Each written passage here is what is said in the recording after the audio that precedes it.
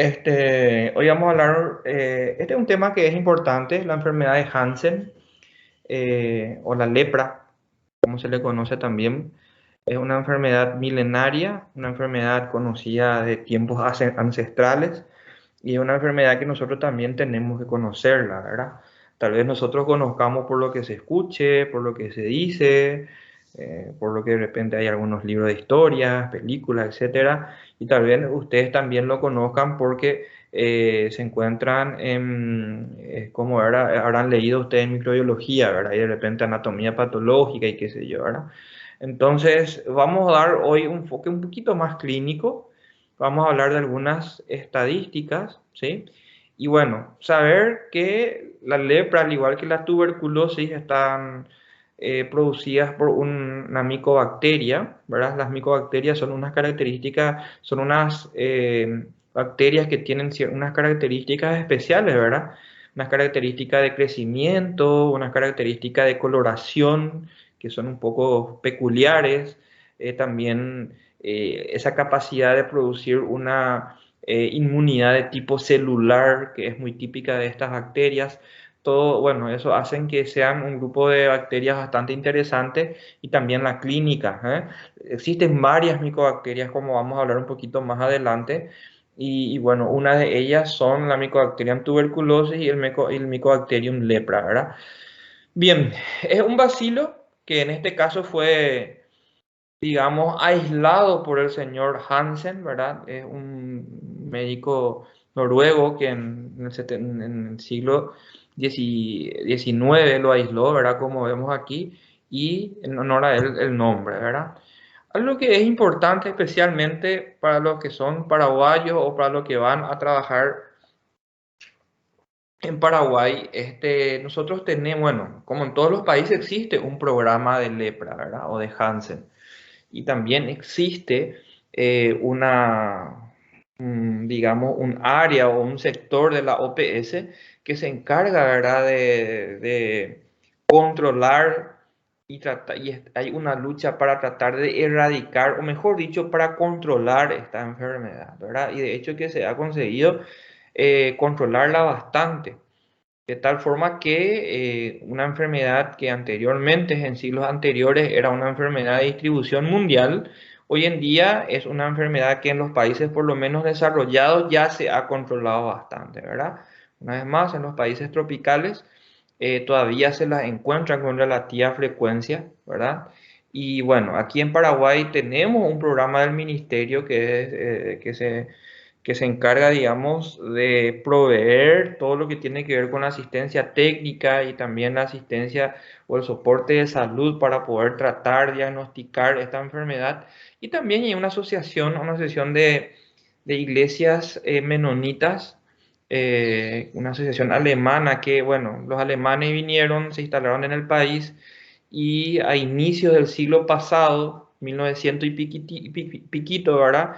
Ellos buscaron un déficit en lo que tiene que ver con la salud pública y encontraron que prácticamente no había programas destinados al control de la enfermedad. Entonces ellos inclusive construyeron un hospital y en conjunto con el ministerio se inició un programa para controlar la enfermedad y se ha conseguido, ¿verdad? La meta de la Organización Mundial de la Salud es tener una prevalencia menor de un caso por cada 10.000 habitantes, ¿verdad? Y en Paraguay, eso, fíjense que a nivel mundial todavía existen muchos países que no lo consiguieron.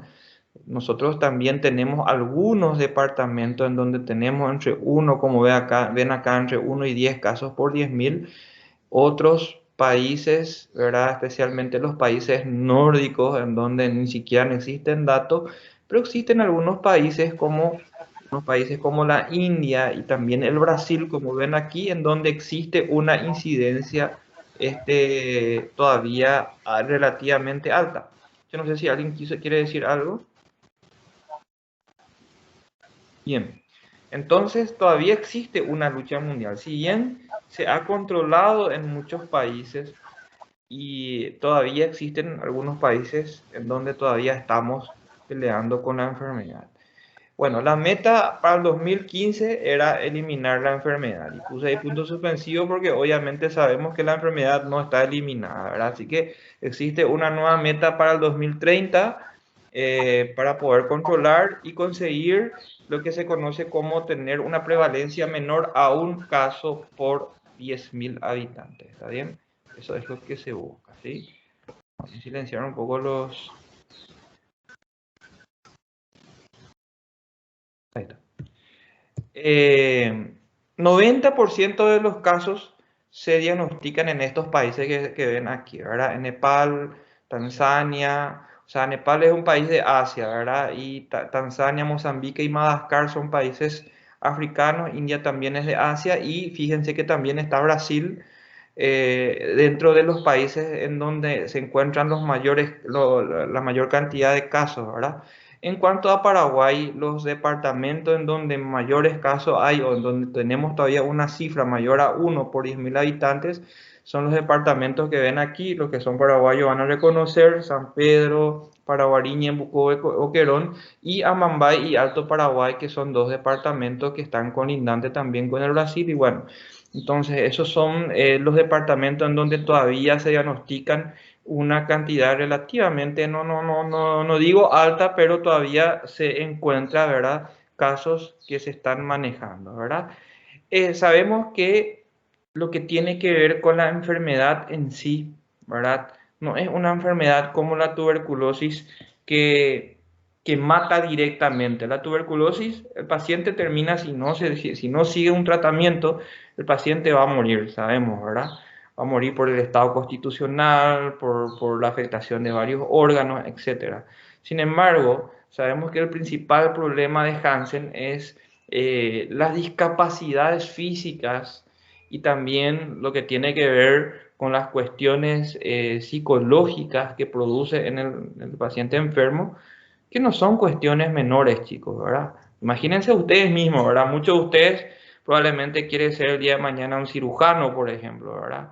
Ya que estamos, ¿verdad? Como se dice, ¿verdad? O sencillamente es ser un médico que quiere estar al otro lado de un escritorio y tratar pacientes, ¿verdad? Bueno, imagínense, que tiene enfermedad de Hansen, tienen problemas, digamos, que son desfigurantes, son problemas que producen muchas lesiones incapacitantes, muchas personas pierden miembros, ¿verdad? Entonces, es un problema de salud pública, es un problema también porque como vamos a ver, muchos de los pacientes se encuentran en edad laboral y bueno, no solamente por no ser mortal, no deja de ser una cuestión que es relevante, ¿verdad? Y por sobre todo es una enfermedad estigmatizante, ¿verdad? Sabemos que está en la Biblia y todas esas cosas y todo el contexto místico inclusive que se le da. Sabemos que estamos en un país en donde las cuestiones culturales todavía son, digamos, importantes y tenemos que tener en cuenta todos esos detalles a la hora de encarar una enfermedad como esta, ¿verdad? Desde el 2006 todavía se mantiene una cantidad de nuevos casos por año que es relativamente estable, por encima de 400 casos por año, cada año en el país, ¿verdad? Y entonces todavía se diagnostican casos. O sea, ustedes van a ver algún caso probablemente por más de que se queden en Paraguay, ¿verdad? Y en Alto Paraná, en promedio de 50 casos por año, esto por lo menos fue en el 2015. Y bueno, entonces significa de que hay diagnósticos, nosotros somos una población relativamente poca y bueno, tener 50 casos significa de que existe la enfermedad y también hay que tener en cuenta el problema de los subregistros, ¿verdad? Muchas veces no, no tenemos un buen sistema, no solamente de registro, sino que también de diagnóstico. Entonces, eso puede hacer que muchos casos estén por ahí sin diagnosticar, ¿verdad? Bien, lo que tiene que ver ahora con algunas cuestiones epidemiológicas, existen factores predisponentes para desarrollar la enfermedad. Por un lado, un dato curioso es de que yo no sé si ustedes alguna vez vieron un caso o conocen, ¿alguien de ustedes acá conoce un caso de Hansen? ¿Vio alguna vez un caso de Hansen? ¿O tiene algún conocido que tiene Hansen? A ver, ¿alguien No, vio? Nunca no, vieron, profe, no. tuvieron Sí, doutor. conocen, Eu, vos sim, conocés, viste. sim, trabalhei em um lugar em Salvador, Bahia, que tinha casos. Era especialidade para tratamento de Hansen. Ah, o sea, era un, digamos, como un hospital así en donde manejaban esos casos, ¿verdad? Sim, sim. Entiendo, Tinha ¿verdad? bastante. Entonces viste muchos, ¿verdad?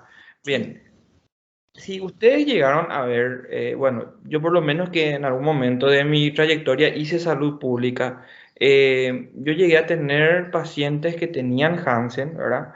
Y un dato que a mí me llamaba mucho la atención es de que, bueno, vos en toda una comunidad, nuestro territorio social eran territorios pequeños, de 5 a 10 mil personas nomás, y bueno, en todo el territorio vos veías uno o dos casos, ¿verdad? Y en la misma casa muchas veces, yo por lo menos los pacientes que he visto, que eran como tres o cuatro más o menos, no recuerdo bien, no habían, por ejemplo, no existía eso de que todos los que estaban ahí alrededor estaban contagiados. ¿M? O sea, llamaba un poco la atención que a diferencia de lo que ocurre con la tuberculosis, que también es una micobacteria que produce, que sabemos que es una enfermedad muy contagiosa, ¿verdad? En el caso del Hansen no ocurría lo mismo, ¿verdad? Sabemos que el contacto directo es fundamental y prolongado es fundamental y es un factor de riesgo para desarrollar la enfermedad. Pero aún así, la mayoría de las personas que tenían contacto directo con el paciente no desarrollaban la enfermedad. Y eso es porque se vio que solamente un 5% de las personas en general son susceptibles a contraer la enfermedad por una cuestión genética, por una cuestión que no se conoce bien, no se sabe bien. Hoy en día no es una enfermedad que se investigue mucho en el primer mundo, así que, bueno, hay muchas cuestiones que quedan así sin saberse, ¿verdad? En enfermedades como estas. Pero se sabe que existe una susceptibilidad del 5% nomás de las personas de desarrollar la enfermedad por cuestiones de predisposición genética, ¿está bien? En cuanto a la edad, tiene una distribución bimodal, suele verse principalmente en personas de entre 10 y 13 años, por un lado 10 y 15 años en adolescentes. Luego el número de casos va disminuyendo, o sea, el número de diagnóstico de la edad va disminuyendo para aparecer nuevamente en adultos de entre 30, 40, 50 años. O sea, tiene como dos picos de diagnósticos de la enfermedad a nivel mundial. Estos son datos mundiales, ¿verdad? En cuanto al género, en los adultos existe una prevalencia mayor en los varones, de 2 a 1, ¿verdad? En relación a las mujeres, ¿verdad? Pero en niños no existe tal diferencia, ¿verdad? A lo mejor cuestiones que tienen que ver con el estrógeno, cuestiones que tienen que ver con cuestiones hormonales, no se sabe bien, pero existe esta diferencia en cuanto en adultos, en cuanto al diagnóstico, ¿verdad?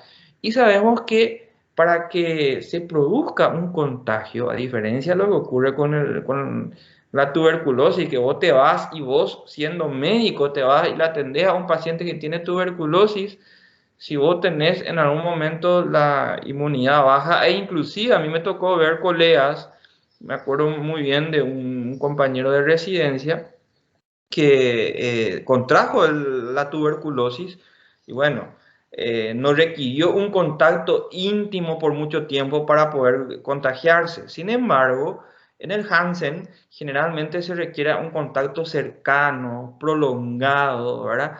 Y obviamente aquellos pacientes que tienen las formas multivacilares de la enfermedad, que es la forma lepromatosa, obviamente, como es lógico pensar, son los que tienen la posibilidad de contagiar más fácilmente la enfermedad.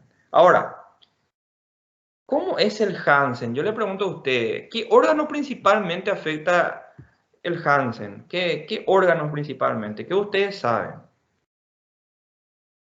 ¿Mm? En relación a la afectación. ¿Qué órgano se afecta más normalmente? Sí, se afecta al sistema nervioso, Marcelo, eso es cierto, ¿verdad? Por sobre todo el central o el periférico, Marcelo. Es importante aclarar eso, ¿verdad? Porque si tenemos una afectación del sistema nervioso central, muy bien, periférico, ¿verdad? Y sin embargo, los nervios, muy bien, Bárbara. Pero antes que los nervios, ¿qué es lo que más nosotros al ver nos llama la atención? ¿Qué es lo que más se afecta? Mucosas. Muy bien. La piel, la mucosa, ¿verdad? Es una enfermedad, permiso, estoy conectando mi... Es una enfermedad dermatológica por sobre todo, ¿verdad? A la micobacteria le gusta las temperaturas bajas del cuerpo, ¿eh? No es como la micobacteria lepra, ¿verdad? Le gusta más las temperaturas bajas, no es tanto como... Ahí está. No es tanto como el caso de la lepra, de la tuberculosis, perdón, en donde sí tiene una afinidad por órganos internos. En el caso de la lepra, no. Ojo, eso no significa de que no se puedan afectar órganos internos. Existen formas diseminadas en donde se afectan ciertos órganos internos, por sobre todo hematológicos, pero por sobre todo es una enfermedad de la piel. Y como ustedes están escribiendo aquí de los nervios periféricos, ¿verdad? Entonces, ¿cuál es el principal mecanismo de transmisión de la lepra? ¿Qué ustedes saben al respecto? ¿Cómo se contagia la lepra? ¿Qué ustedes saben al respecto? A ver. Sería por contacto. A ver. Muy bien, Marcelo. En realidad sí. También se contagia a través del contacto, ¿verdad? Pero el principal mecanismo de transmisión es la vía aérea. Y hago un poco de hincapié en esto porque puede ser un poco, justamente por el principal órgano afectado, puede ser un poco engañoso.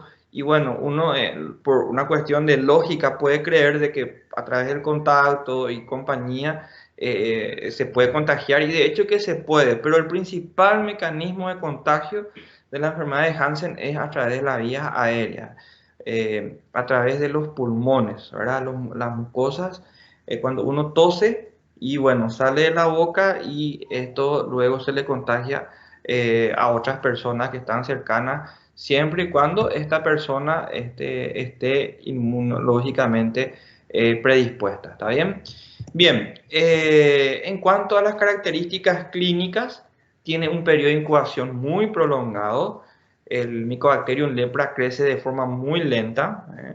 Entonces, fíjense, por eso es que cuando si uno de ustedes va a trabajar en atención primaria de la salud, van a darse cuenta de que cuando ustedes llegan a diagnosticar, ¿verdad?, un caso de lepra, ¿verdad?, van a tener un paciente con lepra en su territorio, digamos, social, y uno hace un seguimiento a los familiares, que obviamente son los que están en contacto estrecho con el paciente por años. Uno tiene que hacer una visita periódica a los familiares buscando las lesiones, ¿verdad?, que son incipientes, ¿verdad?, para tratar de diagnosticar y tratar lo antes posible. Y eso, chicos, es un dato que a mí me gustaría.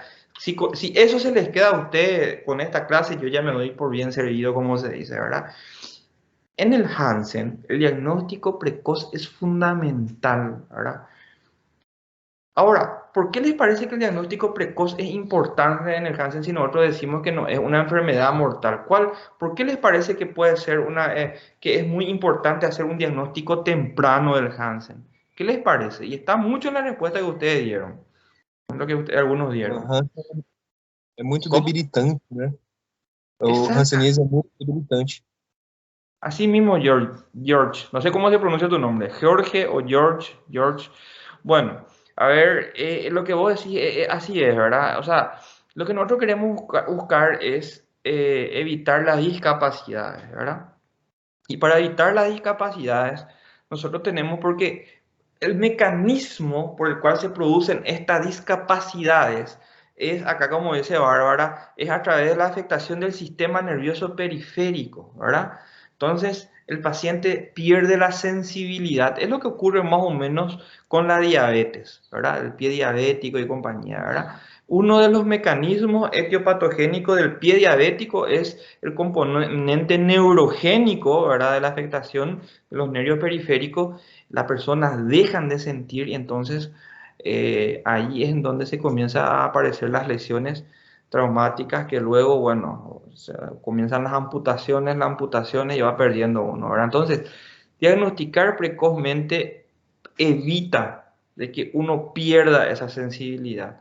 Si nosotros diagnosticamos precozmente, vamos a curarle al paciente no solamente de la infección, sino que también le vamos a curar o vamos a prevenir las discapacidades. Porque la infección lo vamos a curar en el momento que le diagnosticamos. Por más de que sea temprano o tarde, con el tratamiento se cura el paciente de la infección. El problema es de que una vez de que se han establecido las afectaciones nerviosas, bueno, entonces el paciente ya no puede eso recuperar y queda con ese problema de por vida, ¿entienden? Por eso es que ustedes van a hacer un seguimiento prolongado a todos los contactos y uno de ustedes va a hacer atención primaria por un periodo de tiempo prolongado justamente porque existe un periodo de incubación de 3 a 5 años, entonces, bueno, tenemos que estar alerta por todo ese tiempo, ¿verdad? Y bueno, como ustedes dijeron, afecta la piel y los nervios periféricos por sobre todo, ¿verdad? Eso tiene mucho que ver porque a esta micobacteria le gusta la temperatura menos caliente, ¿verdad?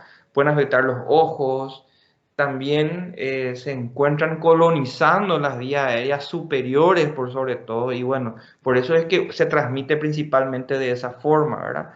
Y existen algunas formas graves, algunas formas diseminadas que se ven por sobre todo en pacientes con inmunocompromiso, en donde podemos tener afectación de órganos internos, por sobre todo órganos hematológicos, ganglios, hígado, el vaso, la médula ósea, en donde el elemento, digamos, constitucional va a ser muy importante el paciente. El paciente va a estar anémico, debilitado, con dolor y bueno, son pacientes que realmente son todo un problema, ¿verdad? Bueno, ahora, ¿cómo se distribuyen estas afectaciones, tanto de la piel como de los nervios?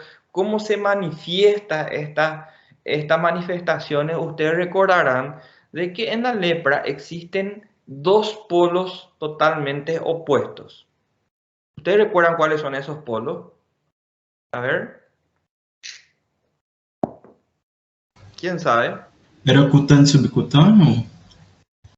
Los polos clínicos de afectación, tanto cutánea, inmunológica y todas esas cosas. Tenemos La dos lepra extremos. diforme. ¿Cómo? Lepra diforme. Una, ¿verdad? Sí, la diforme es una, está dentro de ese espectro, digamos. Pero existen, digamos, dos polos así. Muy bien, lo que dice Micael, ¿verdad? Por un lado, tenemos el polo tuberculoide, ¿verdad? La forma tuberculoide. Y en el otro extremo tenemos la forma lepromatosa, ¿verdad? Esos son los dos polos, ¿verdad? Y dentro de esos dos polos tenemos la forma borderline, la forma intermedia. En la forma intermedia uno no sabe todavía hacia dónde va a ir, ¿verdad? Después viene la borderline o la limítrofe, que tenemos la limítrofe lepromatosa, la limítrofe tuberculoide, bueno, pero cuestiones que tienen mucho que ver, digamos, con dermatología, un especialista, etc.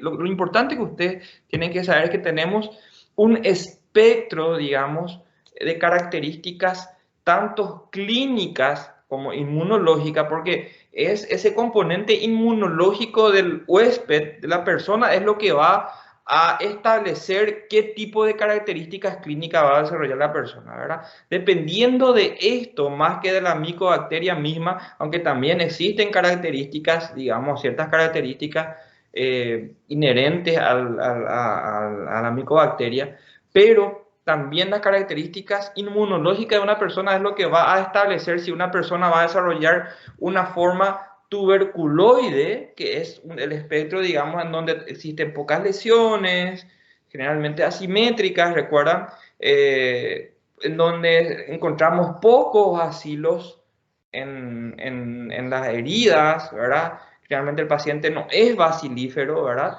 y existe una respuesta celular muy intensa.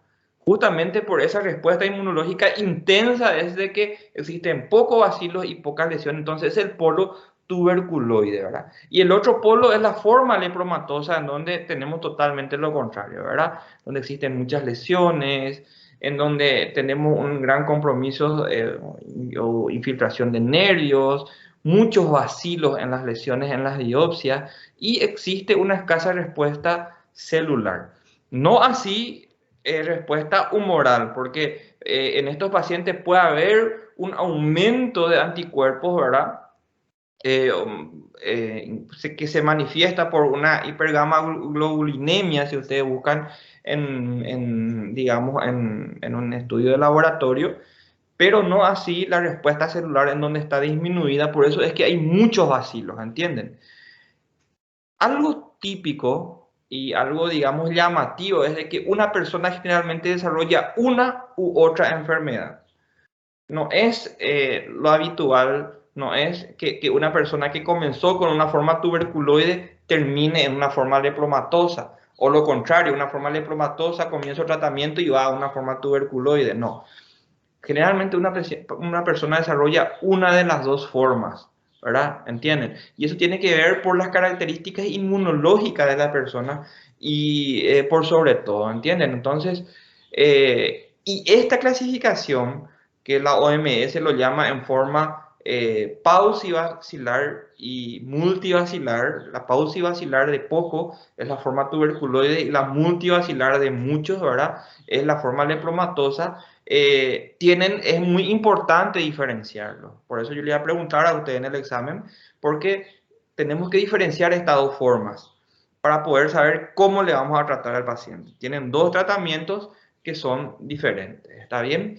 Generalmente, y esto es lo más importante, cuando comienza la enfermedad, cuando está comenzando la enfermedad, y esta es la etapa más difícil de diagnosticar, porque el paciente, si viene ya con esas características fáciles que recordarán ustedes, donde hay pocas cejas, los lepromas, todas esas cosas, es porque ya llegamos tarde, ¿entienden? Cuando comienza la enfermedad, comienza de esta forma. Y yo le pregunto a usted, siendo sincero, ¿verdad? Fíjense en la cara de este niño que está acá, que tiene unas lesiones. ¿Cómo se llaman estas? Estas se llaman máculas. Mácula es cuando hay un cambio de coloración de la piel. No hay una sobreelevación, no hay una depresión, sino que la piel está así, digamos, lisa, por decirlo así, ¿verdad? Solamente hay un cambio de coloración en la piel. Entonces, eso se le llaman máculas, ¿verdad? Y son como unas áreas blanquecinas, ¿verdad? Esto es diagnóstico de lepra. ¿Qué le parece a ustedes? Con esto diagnosticamos. Si ustedes le ven a un paciente con estas características, con estas lesiones, le diagnosticamos de lepra con esto. ¿Qué les parece? Es muy característico, es muy típico. A ver, alguien está escribiendo, parece. Puede ser muchas cosas, así mismo como dice Santana, pueden ser muchas cosas, ¿verdad? Yo, por ejemplo, si estoy en un puesto de atención primaria y veo a un niño acá, ¿a qué le parece? ¿A qué suele llamar esto la atención? A ver, ¿qué es lo que le suele llamar la atención de esto? O sea, ven a un niño así, en la calle, así, bien tiene estas lesiones blanquecinas, así, muchas veces más chiquitas inclusive. ¿En qué podemos pensar? A ver, por Vitiligo. ejemplo, un ejemplo. A ver. Vitiligo. Podría ser vitiligo, José, pero el vitiligo pues así bien, como era, es muy chocante, digamos, la diferencia entre la parte donde está el vitiligo y la parte donde está la piel sana, ¿verdad? Pero puede ser un vitiligo, ¿por qué no, verdad? Muy bien. Como dice Marcelo, Bárbara, Iván, ¿verdad? Puede ser una micosis superficial, puede ser una pitiriasis versicolor, podría ser, solo que la pitiriasis versicolor típicamente tiene como esa descamación, ¿verdad? Ahí es típicamente en el tronco, pero puede ser, porque la lepra también puede aparecer en el tronco. Entonces, una de las principales diferencias que tenemos que hacer es con la micosis. Muchas veces vemos esto puede ser una micosis, ¿verdad? ¿Qué más? ¿Qué suele cambiar también así la coloración? Una parasitosis, así que es típico, este probablemente tiene tal parasitosis, uno dice, ¿verdad? Es muy más o menos característico. La yardiasis, por ejemplo, ¿verdad? La yardiasis suele tener, uno suele tener estos cambios, ¿verdad? Y después está también un cuadro que se llama pitiriasis alba, ¿verdad? Que no es una micosis, sino que es un cambio de coloración blanquecina que es muy frecuente y que se ve también así en pacientes, especialmente en pacientes de tez, digamos, más morena, que salen al sol y le aparecen estas cosas blanquecinas, ¿verdad? O sea, Mateo, yo no sé si vos querés decir algo. No, doctor, liguei sem querer o microfone.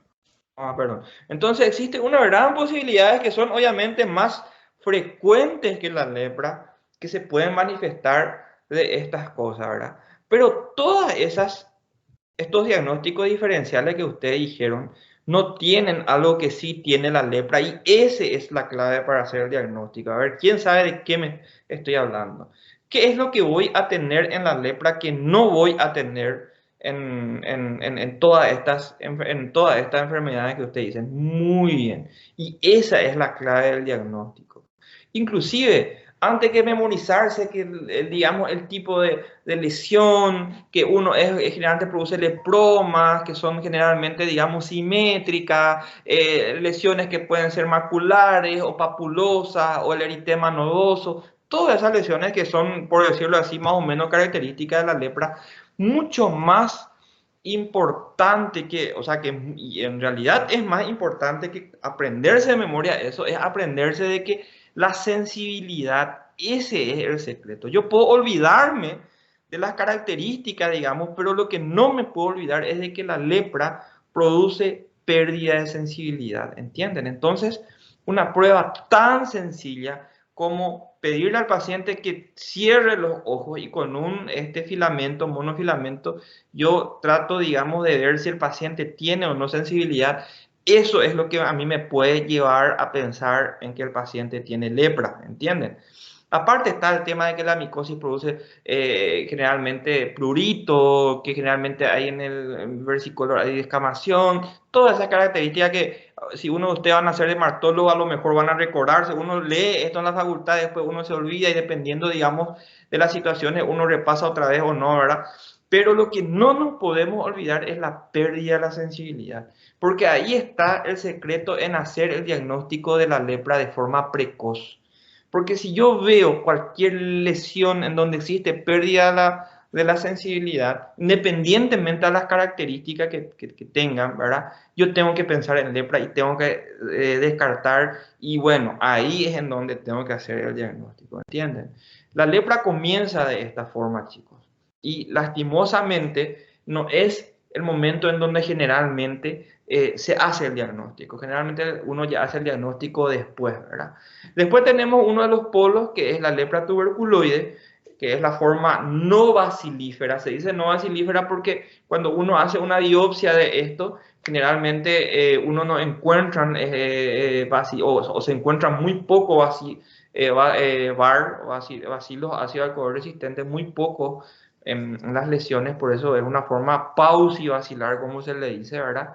Y clínicamente se suele caracterizar por unas manchas, más que manchas son unas pápulas, que es una pápula, y bueno, una pápula o una placa, mejor dicho, es una sobreelevación de la piel, que como dice acá, o como vemos acá, tiene unos bordes bien nítidos. Yo puedo fijarme bien de que existe un cambio brusco entre lo que es la lesión en sí, ¿verdad? Y la piel sana, o sea, tienen unos bordes bien definidos, ¿verdad? Típicamente, no siempre, pero típicamente suelen tener unas características circulares, ¿verdad? Y recuerdan muchas veces, inclusive como vamos a ver una foto más adelante, a la tiña, que es la micosis, ¿verdad? Una vez más, chicos, la diferencia es la falta de sensibilidad o la pérdida de sensibilidad que tiene el paciente, ¿verdad? Y que no es pruriginosa y cuestiones así que, bueno, que ya vamos a ser un poco más finos, ¿verdad? Inmunológicamente, ¿qué es lo que ocurre con estos pacientes? Que tenemos una respuesta inmunológica celular mediada por linfocitos T muy exagerada. Entonces, entre comillas, existe como un control de la enfermedad. No es tanto así, porque en realidad la pérdida de sensibilidad igual existe. No significa de que porque yo pueda diagnosticar una lepra tuberculoide no voy a tratar porque voy a tener una o dos lesiones. No, igual se trata, porque igual puede dejar discapacidad. Entonces, solamente yo digo de que es una forma, digamos, menobacilícera en donde existe una menor reacción, perdón, en donde existe una mayor reacción celular y por eso se presenta de esta forma. Y a ver, ¿cómo yo, y es una pregunta, esto ustedes lo recordarán, y por más de que no está aquí puede salir en el examen, ¿cómo yo voy a determinar la inmunogenicidad de una persona? ¿Cómo yo puedo determinar desde el punto de vista, digamos, no clínico, pero sí haciendo un estudio? ¿Quién me puede decir? ¿Quién me puede recordar eso? O si alguien se recuerda. ¿Cómo yo voy a saber si una persona tiene esa característica hiperinmune? Os anticorpos, Teste A com ver, alergeno? ¿a través de qué? No entendí. No Esse tengo teste para alergia, doutor? Alergeno? no sé si te estás Posição? refiriendo al test de, digamos, de la lepromina. La lepromina es así, el test, la reacción, digamos, dérmica, ¿verdad? Como el que se usa, digamos, con la tuberculosis, ¿verdad? La prueba de la PPD, bueno, acá es la prueba de la tuberculina, la intradermoreacción, ¿verdad? Y allí podemos hacer, digamos, una diferencia, ¿verdad? Si yo hago una intradermoreacción, o sea, yo le administro la lepromina en la piel, ¿cómo les parece que va a reaccionar una piel de una persona que tiene una forma tuberculoide? ¿Vamos a tener o no vamos a tener reacción? ¿Qué ustedes piensan en base a todo lo que estuvimos diciendo? ¿Mm? A ver, ¿qué creen? Ausente, doutor. Vamos a Estar tener una... ausente na forma lepromatosa. ¿Cómo? Na forma tuberculose vai ter uma reação, né? E na forma lepromatosa não haverá. Exactamente. Si yo a un paciente que tiene esta forma pausi o con pocos síntomas, yo le hago una prueba de la lepromina, va a haber una reacción muy intensa. Vamos a tener esa reacción en la piel muy intensa que es característica de esta enfermedad, ¿entienden? Sin embargo, en la forma tuberculoide, como dice el compañero, generalmente no va a haber una reacción porque las personas que desarrollan la forma lepromatosa tienen una disminución de la inmunidad celular y de los linfocitos T, como estamos diciendo, ¿verdad? Y bueno, la forma justamente lepromatosa es la forma anérgica de la enfermedad. ¿Por qué se llama anérgica o qué significa anergia? Significa falta de respuesta inmunológica y en este caso, falta de respuesta inmunológica celular, ¿verdad? No hay inmunidad celular, el paciente tiene un déficit de inmunidad celular, ¿entienden? Entonces, el paciente, nosotros le hacemos el test de la lepromina a estos pacientes y no va a pasar nada, ¿entienden? Ahora, si yo tomo una biopsia de una de estas lesiones, como las que vemos aquí, de estos pacientes, y hago yo una tinción de Ziel-Nielsen, voy a encontrar muchos bacilos, de una forma multibacilar, ¿verdad? Una gran cantidad de bacilos, ¿verdad? Y desde el punto de vista clínico, se caracterizan por manchas, y no solamente manchas, sino que también placas o pápulas. Ustedes todos estos términos van a estudiarlo bien en dermatología, que generalmente tienen la característica de tener un tinte rojizo o eritematoso, también un color un poco pardo, como vemos acá, un poco marronáceo, como vemos aquí, ¿verdad? Que suelen ser, a diferencia de la tuberculoide, múltiples y tienen una distribución simétrica, que significa tanto a uno como otro lado del cuerpo, en este caso la cara, uno y otro lado de la cara se distribuyen de forma simétrica, difusa y simétrica, ¿verdad? Las lesiones tienden a ser con bordes no definidos. Fíjense, traten ustedes de aislar el borde de estas lesiones. No tiene prácticamente borde porque se va como que confundiendo con la piel, entre comillas, normal, ¿verdad? Y también pueden haber nódulos, que es típicamente lo que se presentan en la ceja, en la región nasogeniana, ¿verdad? En las bocas, unos nódulos indurados y el paciente pierde cejas, ¿verdad? Típicamente pierden los pelos, digamos, de la ceja. Y esa es la famosa facies leonina, como se le conoce, ¿verdad? Esto. Y bueno, es una de las características de uno de los polos, ¿verdad? Pero una vez más le digo, ¿verdad? Si llegamos aquí, chicos, llegamos tarde. Lo ideal es no llegar aquí, ¿verdad? Lo ideal es llegar cuando el paciente está comenzando con la lesión, ¿verdad? Entonces, cuando nosotros tenemos un paciente chico que va, digamos, a la consulta porque la mamá piensa que tiene una parasitosis o porque tiene COI, como solemos decir aquí en Paraguay, ¿verdad? Entonces, espera un ratito, no pierdo nada, son 2 minutos de mi vida o de mi tiempo lo que me voy a perder en levantarme, acercarme al chico o a la persona y hacer una test de sensibilidad, ¿entienden? Y con eso yo puedo, digamos, salvar muchas cosas del paciente, ¿verdad?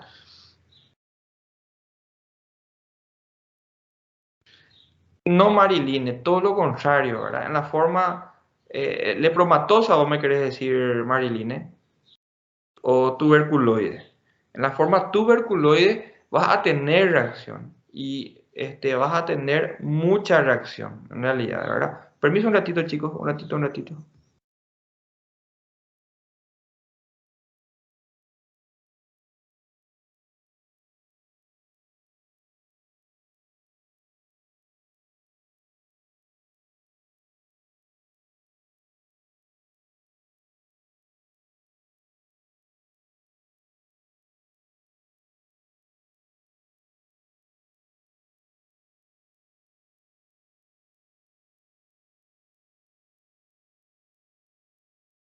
Perdón, perdón. Ahora sí. Bien. A ver, Mariline, yo necesito que entiendas, ¿verdad? Antes que nada, no es tuberculosa la palabra, ¿eh? Tenés dos palabras, tuberculoide o lepromatosa, ¿está bien? En la forma tuberculoide vas a tener una reacción celular muy importante. En la forma tuberculoide, una reacción inmunológica muy importante, ¿eh? Porque vos al tener una reacción inmunológica muy importante, vos vas a tener poca clínica, porque tu cuerpo actúa de forma, digamos, intensa, con una respuesta celular muy intensa a la bacteria. Entonces hay mucha reacción bacteriana, ¿verdad? Y por eso la micobacteria, digamos, no puede de repente crecer de forma muy intensa, entonces se aísla la infección y generalmente vos tenés pocas lesiones. Tenés pocas lesiones, pero mucha reacción inmunológica. ¿Entendés, Mariline? Y si vos le haces la intradermoreacción a ese paciente que tiene la forma tuberculoide, vas a tener una reacción al aplicarle la lepromina y al leer después vas a tener una reacción muy intensa. Porque tu sistema inmune funciona, o no es que funciona, no es la palabra, sino que reacciona de una forma muy importante. Sin embargo, en la forma lepromatosa, vos tenés lo contrario. Tu sistema inmune y tu inmunidad celular contra la lepra reacciona de forma muy escasa. Entonces, ¿qué es lo que vos tenés como consecuencia de eso? Tenés muchas lesiones en la piel, ¿entendés? Y no solamente muchas lesiones, sino que en la misma lesión vas a tener muchos bacilos. Porque tenés una inmunidad celular para la lepra, y esto hay que entender que es específica para esta enfermedad, está disminuida, ¿entendés? ¿Y qué va a pasar? Y bueno, lo que va a pasar entonces es de que vos le haces la prueba, la intradermoreacción, y no vas a tener respuesta. Pero eso no te descarta la enfermedad, Mariline. Lo que descarta es de que vos seas o de que vos tengas un sistema inmunológico que actúa de forma muy intensa a la lepra, ¿verdad? No significa que vos no tenés la enfermedad, sino que lo que descarta es que tu sistema inmune reaccione de forma muy intensa a la lepra. No sé si se entiende. ¿Entienden esto, chicos? Esto es muy importante que ustedes entiendan, ¿verdad? Porque son conceptos que tienen que manejar porque les puede confundir, ¿entienden? Bien. Entonces, como dijimos hace rato, existen las formas limítrofes o borderline, ¿verdad? O formas dimorfas, ¿verdad? En donde tenemos características de ambas. Sí. Uma dúvida. Pero no tiene que reaccionar? Sí, o sea, el hecho de que vos tengas cualquier proceso infeccioso, ¿verdad?, en el cuerpo genera una reacción de tu sistema inmune. Eso es para cualquier enfermedad, ¿está bien? Y eso también ocurre con la lepra, ¿verdad? Y todos los que tienen lepra tienen un sistema inmune que reacciona en contra del Mycobacterium lepra en este caso, ¿verdad? Ahora, ¿cuál es el problema? ¿Por qué nosotros tenemos dentro de una misma enfermedad, ¿verdad?, que es la lepra, tenemos dos formas de manifestarse de forma diferente? Porque en algunas personas tu sistema inmune reacciona de una forma, ¿está bien?, y en otras personas reacciona de otra forma diferente. ¿Entendés? Esa es la diferencia. Tenemos una reacción, ¿verdad? Pero la reacción es diferente. ¿Y cuál es esa diferencia? En que en algunas personas, digamos, tenemos una inmunidad celular con linfocitos T que está apta para reaccionar en contra de la lepra. Entonces reacciona de forma intensa la inmunidad celular y se aísla la enfermedad. Entonces, tenemos pocas manifestaciones clínicas, pero mucha inmunidad celular. ¿Cómo nosotros podemos comprobar eso? De dos formas. Por un lado, por la clínica misma. Vamos a ver de que el que tiene la forma tuberculoide tiene pocas lesiones, ¿verdad? Y aparte de eso, yo le hago la intradermoreacción. Y la intradermoreacción, su fundamento es lo que vos estás buscando, es tu inmunidad celular, Brendo. No tu sistema inmune en general, sino que tu inmunidad celular. Y al buscar la inmunidad celular para la lepra, en las personas que tienen la forma tuberculoide, van a tener una reacción muy intensa, van a tener el eritema muy importante. Recuerden, eso se llama la reacción de Mitsuda, ese es el nombre, ¿verdad? Que tiene la forma, digamos, así roja, ¿verdad? Y porque tu sistema inmune celular mediado por linfocitos T está así, está reaccionando muchísimo, ¿entiendes? Sin embargo, en la forma lepromatosa, ¿verdad?, ocurre lo contrario. Vos tenés una respuesta inmune, por sobre todo humoral. Vos vas a ver que tus gamma globulinas, ¿verdad?, están por las nubes. Tenés mucha respuesta humoral, pero no tenés una buena respuesta celular. Entonces, ¿qué pasa? Se diseminan las lesiones por todo el cuerpo. Vos tenés varias lesiones. Y no solamente tenés varias lesiones, sino que vos al hacer una biopsia tenés muchos bacilos. Vos le haces una intradermoreacción en estos pacientes y no vas a tener una reacción, un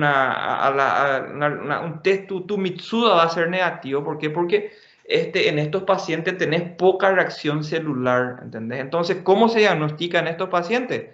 A través de la vaciloscopía. Vos le haces el test de la linfa, como se dice, ¿verdad? El test de la linfa, y vas a ver muchos bacilos, ¿verdad? Y así diagnosticas esta enfermedad.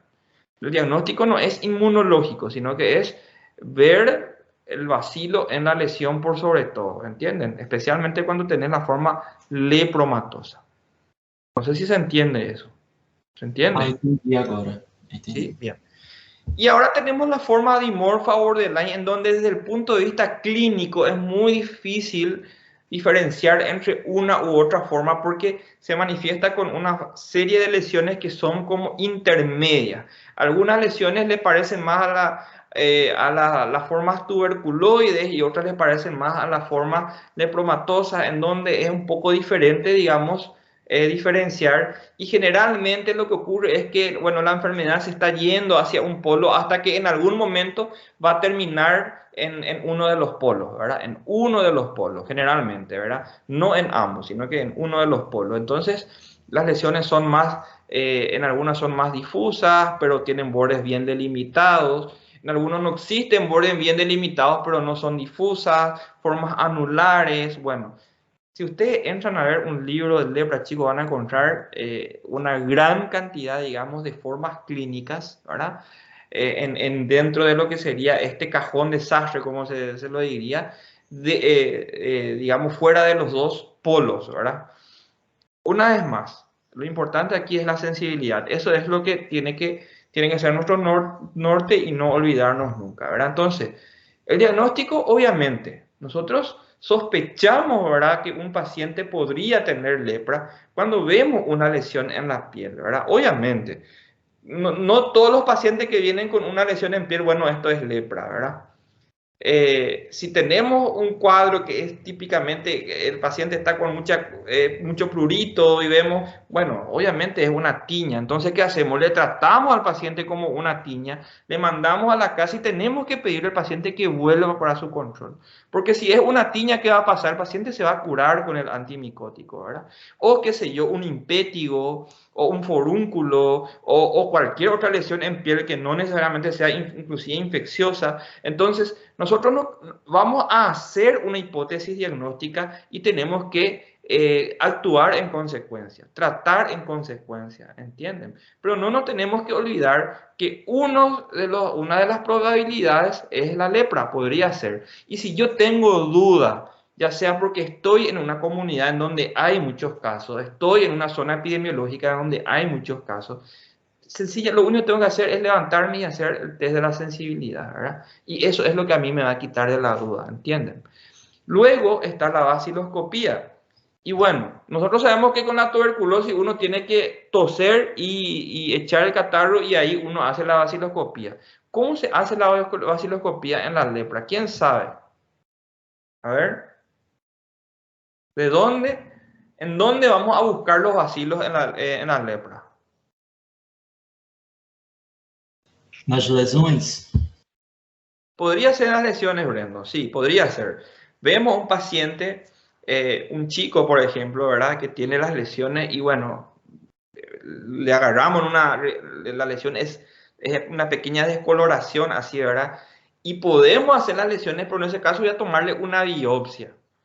Y eso generalmente lo puedo hacer especialmente cuando, digamos, hay muchas dudas, ¿verdad? Y un test que se hace previamente me sale negativo. Pero ¿cuál es ese test en dónde se suele buscar antes que buscar en las lesiones mismas? Hay un test que se llama... A ver, Na ¿cómo se llama? linfa? Muy bien, en la linfa. Yo voy a buscar linfa cutánea. ¿Y cómo es la linfa? La linfa es un líquido, un pequeño exudado transparente, que generalmente, como dice Marcelo, buscamos en las orejas, ¿verdad? En el nódulo de la oreja. Si ustedes agarran su oreja y aprietan fuerte el nódulo, van a ver que en un momento se queda blanco. Es porque toda la sangre se fue. Y si yo hago un corte de esta parte del lóbulo después de haber apretado, va a salir un líquido transparente y eso se agarra con una lámina de vidrio y eso es lo que se colorea y se busca. En las orejas también se pueden buscar en zonas como en el codo. Al apretar el codo así de esta forma y al apretar fuerte, ustedes van a tener también el mismo efecto que en el nódulo de la oreja. También se puede buscar ahí un corte de 1 centímetro más o menos de largo, ¿verdad? Con unos milímetros de profundidad, ¿verdad? Y allí, unos milímetros de largo con unos milímetros de profundidad y allí sacar la linfa, no sangre, sino que ese líquido transparente que sale allí, ¿verdad? Y ahí buscamos nosotros, de eso hacemos la baciloscopía, ¿verdad? Entonces es la prueba de la linfa cutánea, ¿verdad? En todo caso, si allí me sale negativo, ahí sí voy a hacer la biopsia de las lesiones, ¿entienden? Y voy a recurrir a lo que se conoce como la anatomía patológica. Pero lo más importante, una vez más repito, es la sensibilidad y es lo que yo como ya sea dermatólogo o como clínico o como internista o como cirujano o médico general o lo que sea. Esto es lo que yo no tengo que olvidarme, ¿verdad? Buscar la sensibilidad de las lesiones para tratar, digamos, pensar en esta enfermedad y ahí ya le derivo, digamos, al servicio del programa, ¿verdad? En donde se van a encargar ellos de hacer la prueba de la linfa cutánea y si sale negativo y la sospecha es alta, llegar a la biopsia inclusive, ¿verdad? Típicamente se investigan toda la sensibilidad, tanto la táctil como la térmica y la dolorosa, pero generalmente las primeras sensibilidades que se suele perder es la sensibilidad térmica, ¿verdad? Y esto ustedes van a ver en semiología cómo se explora la sensibilidad en neurosemiología. La táctil generalmente con un algodón, con un monofilamento, ¿verdad? La térmica generalmente con tubos o con cualquier pedazo de metal, ¿verdad? Que ustedes puedan calentar y bueno, le preguntan al paciente, obviamente no voy a poner rojo vivo y le voy a quemar al paciente, pero yo puedo flotando calentar eso y le acerco al paciente, ¿verdad? Y le pregunto, o si tienen, ¿verdad? un cubito, no es un cubito, sino que un recipiente de vidrio, pongo agua tibia y bueno, le pregunto si el paciente siente y pongo agua fría y le pregunto al paciente si puede, digamos, percibir cuando está caliente o cuando está frío. Pero eso uno puede usar la imaginación, ¿verdad? Cualquier metal que yo encuentre, digamos, en mi escritorio, como un bolígrafo que tengamos, que sea de metal o lo que sea, yo puedo calentar, ¿verdad? Y puedo acercar a la piel y preguntarle si siente que esté caliente o que esté frío, ¿verdad? Y la dolorosa es a través de unas agujitas que generalmente buscamos, hacemos pequeños pinchazos, ¿verdad? Y bueno, le preguntamos al paciente si siente o no, ¿verdad? Bien, entonces la vaciloscopía, como les dije, de los dos lóbulos de la oreja generalmente se toma linfa cutánea de 4 sitios diferentes, ¿verdad? 2 lóbulos auriculares y 2 del codo o 2 de las rodillas, ¿verdad? Algunos, inclusive, en algunas bibliografías, inclusive dicen de 6 lugares diferentes, de los 2 lóbulos de la oreja, de la rodilla y también de los codos para aumentar, digamos, la sensibilidad, ¿verdad? Y si los estudios salen negativos, ¿verdad? Y especialmente si tienen lesiones que nos hacen sospechar, digamos, de que el paciente está con lepra, entonces tenemos que tomar biopsias para poder hacer el diagnóstico, ¿entienden? Y bien, en base a las características clínicas y en base a la vaciloscopía, generalmente, o sea, que no es generalmente, sino que la OMS clasifica esta enfermedad en 2 grupos, las multivacilares y las paucivacilares, ¿verdad? Generalmente hablar de lepra multivacilar es sinónimo casi de hablar de la forma lepromatosa. Y la forma paucivacilar es la forma tuberculoide generalmente de lepra, ¿está bien? Típicamente la multivacilar tiene más de 5 manchas o lesiones en la piel clínicamente. Generalmente están afectados 2 o más nervios en la multivacilar, troncos nerviosos que están indurados, como por ejemplo el cubital aquí a este nivel, ¿verdad? Y generalmente la vaciloscopía suele ser positiva, ¿entienden? Porque tenemos muchas lesiones y muchos vacilos, ¿verdad? Sin embargo, en la paucivacilar, menos de 5 manchas o 5 o menos manchas, 5 para abajo, generalmente un solo nervio está afectado y generalmente la vaciloscopía es negativa y solemos hacer en este caso el diagnóstico a través de la anatomía patológica, ¿entienden?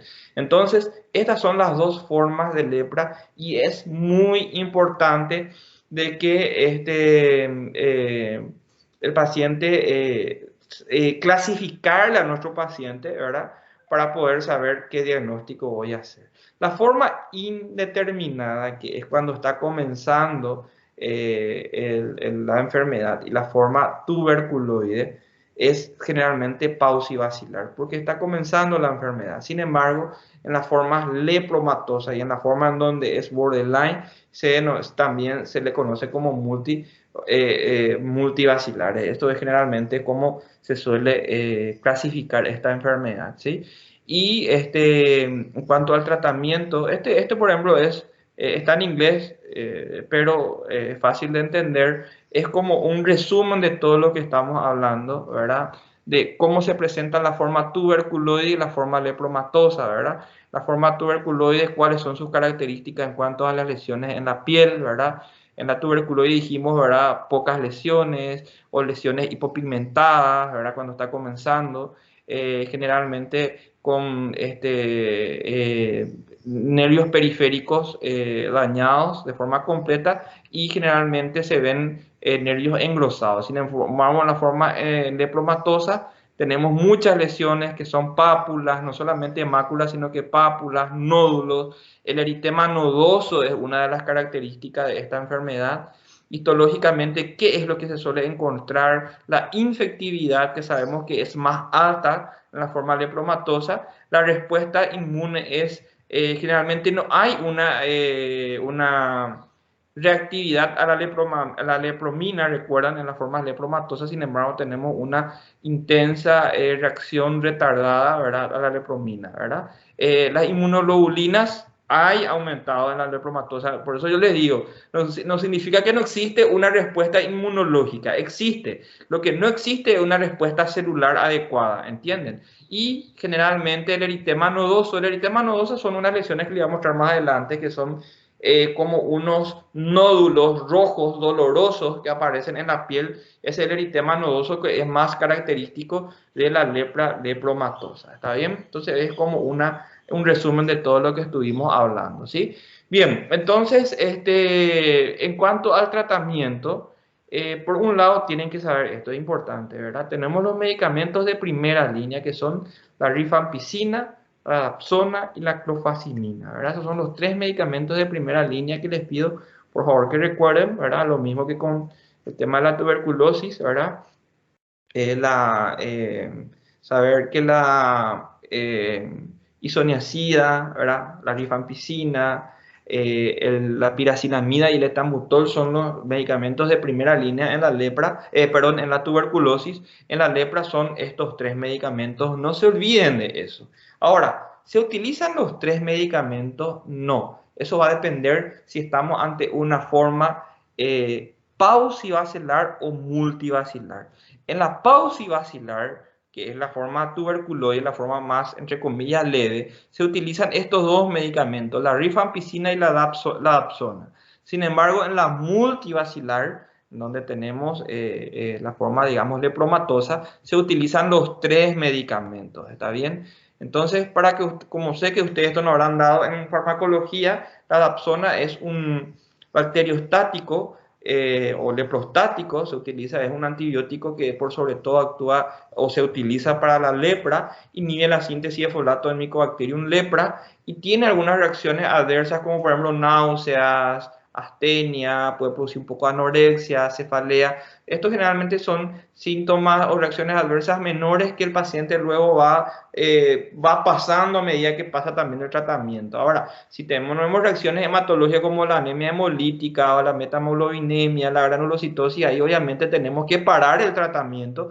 Por eso es que sería bueno siempre, antes de iniciar el tratamiento, tener un hemograma del paciente, ¿verdad? Y obviamente si vemos signos de hemólisis, eso se suspende y generalmente derivamos al paciente en el Instituto de Medicina Tropical, como en el caso de la tuberculosis al Max Boedner, ¿verdad? Y algunas reacciones alérgicas también pueden ocurrir. Estos que están aquí abajo son generalmente infrecuentes. Ocurren en un porcentaje muy bajo. Solamente saber que esto puede ocurrir, ¿está bien? La clofazimina también es un bacteriostático y en el caso de la lepra es un bactericida, ¿verdad? Actúa a nivel del material genético de la micobacteria y también tiene sus reacciones adversas, las gastrointestinales y la cefalea, y eso como casi todos los medicamentos, pero puede producir un cambio de coloración del cabello. Eso es algo que nosotros tenemos que advertirle al paciente, que el cabello se puede tornar un poco grisáceo. Pero que no se preocupe, que con el tiempo, eso después de suspender el tratamiento, una vez que completa el tratamiento, eso es reversible, ¿está bien? Y lo mismo ocurre con la piel, se vuelve muy seca, inclusive puede haber una ictiosis. No sé si ustedes llegan a escuchar lo que es la ictiosis, son como unas lesiones así tipo, como unas escamas en la piel, se reseca la piel y se resquebraja, entonces parece como una piel de pescado, se llama, por eso el nombre ictiosis, ¿verdad? Y bueno, entonces el paciente tiene que ponerse crema en la piel, unos humectantes en la piel. Yo sé que muchas veces esto es un poco más difícil porque muchas veces son pacientes pobres y todas esas cosas, pero bueno, ustedes tienen que saber como médico eso y tranquilizarle al paciente de que esto es temporal, ¿verdad? Lo mismo con la rifampicina, ¿verdad? Que estudiamos ya cuando dimos antibióticos en terapéutica, la rifampicina generalmente, en tuberculosis, cuando dimos la rifampicina puede cambiar de coloración el color de la orina, puede volver más rojiza y eso no es para preocuparse, ¿verdad? Entonces todas esas cosas ustedes tienen que decirle a su paciente, ¿está bien? Y bueno, estos son los esquemas que utilizan la OMS, ¿verdad? Este es el tratamiento paucibacilar. Acá está, dice PB, voy a ponerle yo acá más grande después cuando voy a alzar en el sistema para que no les confunde. Este es el tratamiento para la forma paucibacilar. ¿Qué es lo que ustedes tienen que saber? No hace falta a ustedes que sepan todo esto de memoria. Solamente tienen que saber, en primer lugar, que se utilizan solamente dos drogas en la pausa basilar. La rifampicina y la dapsona. Solamente estos dos se utilizan, ¿está bien? Y que el tratamiento generalmente dura 6 meses, ¿está bien? El tratamiento dura 6 meses en la forma pausibasilar. Y se suele dar el primer día de tratamiento. Esto ustedes van a ver, la compañera que estuvo en ese centro en donde se trata la tuberculosis, solamente recordará que el primer día en el servicio de salud le damos 2 cápsulas de rifampicina y una de dapsona, y después todos los días toma una pastillita de dapsona hasta el día 28, y después tiene que volver al centro de salud para retirar el blister, ¿verdad? Donde cada blister es un tratamiento para 1 mes, ¿verdad? Y se le da por 6 meses. Máximo tenés 9 meses para terminar el tratamiento. Si terminás dentro de los 9 meses, bien. Pero en 6 meses puede terminar si toma todos los días el paciente su medicación en forma. Sin embargo, en la forma multivacilar, la forma lepromatosa, se toman las 3 drogas, tanto la rifampicina como la dapsona y también la clofazimina. ¿Está bien? El primer día toma las 3 pastillas y del día 2 al 28, en vez de tomar solamente la dapsona, se toma una pastilla de clofazimina con dapsona, 2 pastillas. Y otra diferencia es que el tratamiento no es de 6 meses, sino que de 12 meses. Entonces, en el tratamiento de la forma lepromatosa o multivacilar, el tratamiento dura por 12 meses, o sea, 1 año, ¿verdad? Y máximo completar en 18 meses, porque abandonó el tratamiento de 1 mes y todas esas cosas no importa. Lo importante es que dentro de los 18 meses tiene que tomar 12 blister, que si toma todos los días va a terminar en 1 año, 12 meses, ¿verdad? Y así viene. Esto que está aquí arriba, esto es para el tratamiento de la tuberculoide, que es la forma pausivacilar, y este es para el tratamiento de la lepromatosa, que es la forma multivacilar, ¿verdad? Esto que está acá arriba es lo que se toma el primer día. Toma 2 cápsulas de rifampicina y una de dapsona, en la forma pausivacilar, ¿verdad? Y después todos los días toma una pastillita de dapsona, ¿entienden? Y lo mismo ocurre aquí con la multivacilar. En el primer día toma 2 cápsulas de rifampicina, ¿verdad? Y una cápsula de dapsona, al igual que la pausivacilar, a diferencia que acá se agregan estas 3 capsulitas de clofazimina. Entonces, todo esto toma el primer día. Se preconiza que ese día en que el paciente se va a buscar la medicación, o si tu puesto de APS tiene los agentes comunitarios, el agente comunitario se va y le entrega este blister al paciente. Frente al agente comunitario tiene que tomar estos medicamentos. Y después todos los días toma su pastillita de dapsona con clofazimina todos los días por 1 mes. Y cada mes se le da un blister que corresponda a 1 mes. Esto por 6 meses y esto por 12 meses. ¿Se entiende esto, chicos? No es muy difícil, ¿verdad? ¿Se entienden? Sí, tranquilo. Sí, doctor. Bien. Entonces, esto es más o menos el tratamiento de la lepra.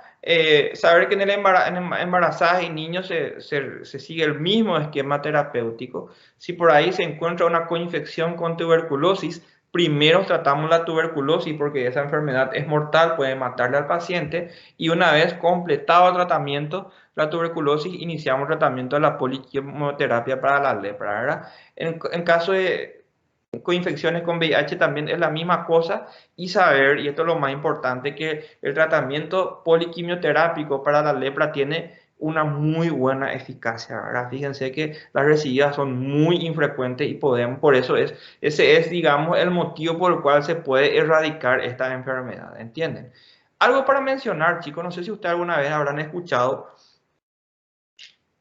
las llamadas reacciones leprosas, que cuando muchas veces el paciente, esto se ve especialmente en los pacientes que tienen las formas lepromatosas, se van, uno le hace el diagnóstico, inicia el tratamiento, muchas veces suele haber en los primeros días como un mejoramiento así de la clínica, y generalmente semanas después comienzan a parecer de que las lesiones comienzan a empeorar, se vuelven más rojizas, se vuelven más sobreelevadas, se vuelven más dolorosas, inclusive puede aparecer lo que se conoce como el eritema nodoso que vamos a ver ahora. A eso se le llama una reacción leprosa y generalmente ocurre después de haber iniciado el tratamiento. también se le suele conocer como reacciones de reversa.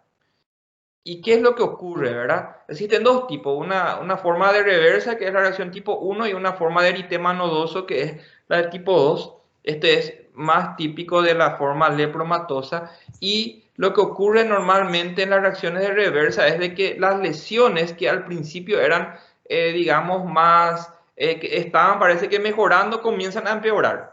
Se vuelven más sobrelevadas, más rojas y más dolorosas. El paciente inclusive puede tener fiebre. Y muchas veces el paciente entiende de que está empeorando su clínica. Y en realidad no es eso lo que ocurre. Lo que ocurre es que el sistema inmune está actuando con todo. O sea, vos le diste el antibiótico, ¿verdad? Y comienza a alisarse en las vacunas, las bacterias. Sale una gran cantidad de antígenos de las bacterias. Entonces el sistema inmune actúa de forma más violenta y por eso estos síntomas, ¿entienden? No es señal de empeoramiento del cuadro, sino que lo que ocurre en realidad hay una inflamación como consecuencia del tratamiento. Lo mismo ocurre con la forma eritema nodoso. Eritema nodoso es esto, aparecen como unos nódulos que cuando ustedes tocan estos están como indurados, están como más duros y dolorosos, ¿verdad? Mucha fiebre también y bueno, el significado es lo mismo. Entonces yo le pregunto a ustedes, si ustedes hicieron el diagnóstico de un paciente con lepra, iniciaron el tratamiento y 2 semanas después viene el paciente y te dice, doctor, no me sigue el tratamiento, estoy peor, y ustedes encuentran que tiene lesiones más intensas, inclusive le aparece el eritema nodoso, entonces ustedes ya saben que esto no significa de que el paciente está empeorando, sino que significa de que el paciente está teniendo una reacción leprosa, y acá esto no significa bajo ningún sentido de que tenemos que suspender el tratamiento, tenemos que continuar el tratamiento, ¿entienden? Ahora, ¿cómo vamos a tratar esto? Y generalmente se trata con AINES, con antiinflamatorios. Y si el paciente tiene mucha reacción, especialmente esta forma de eritema nodoso, porque es muy doloroso, produce mucha fiebre, mucho malestar, inclusive podemos utilizar corticoides, ¿entienden? Entonces, utilizar AINES o corticoides para tratar las reacciones leprosas. ¿Entienden? ¿Se entiende chicos? Van a leerlo bien después ustedes, ¿sí? Sí. Ya, porque yo sé que de repente puede ser mucha información y todas esas cosas, después lo van a leer mejor, ¿está bien? Bien, la talidomida. ¿Alguien conoce lo que es la talidomida, chicos? ¿Alguien escuchó hablar alguna vez de la talidomida? Es un clásico de la medicina, de la historia de la medicina del siglo XX, a mediados del siglo XX más o menos. ¿Alguien escuchó hablar de la talidomida? Es un medicamento. Te escucho, Brenda. Soy todo oídos. Eu ia dizer que sí, pero já olvidei. Ah, ok. Bueno, le he recordado un poquito. Es un medicamento que se utilizaba para el tratamiento de la hiperemesis gravídica. ¿Está bien? Se utilizaba mucho para la hiperemesis gravídica. No es un sedante, Eduardo. Es más bien un medicamento, un antineoplásico inclusive. Es un inmunomodulador en realidad. Es un inmunomodulador que se utiliza no solamente para la lepra, sino que se utiliza para muchas situaciones como neoplasias, en donde existe un fuerte componente inmunológico. Es un vasopléjico, o sea, que disminuye la proliferación de vasos en los tumores y también, digamos, en los procesos inflamatorios. Pero eso actualmente. Pero al principio, a mediados del siglo XX, también se utilizaba como en la hiperemesis gravídica.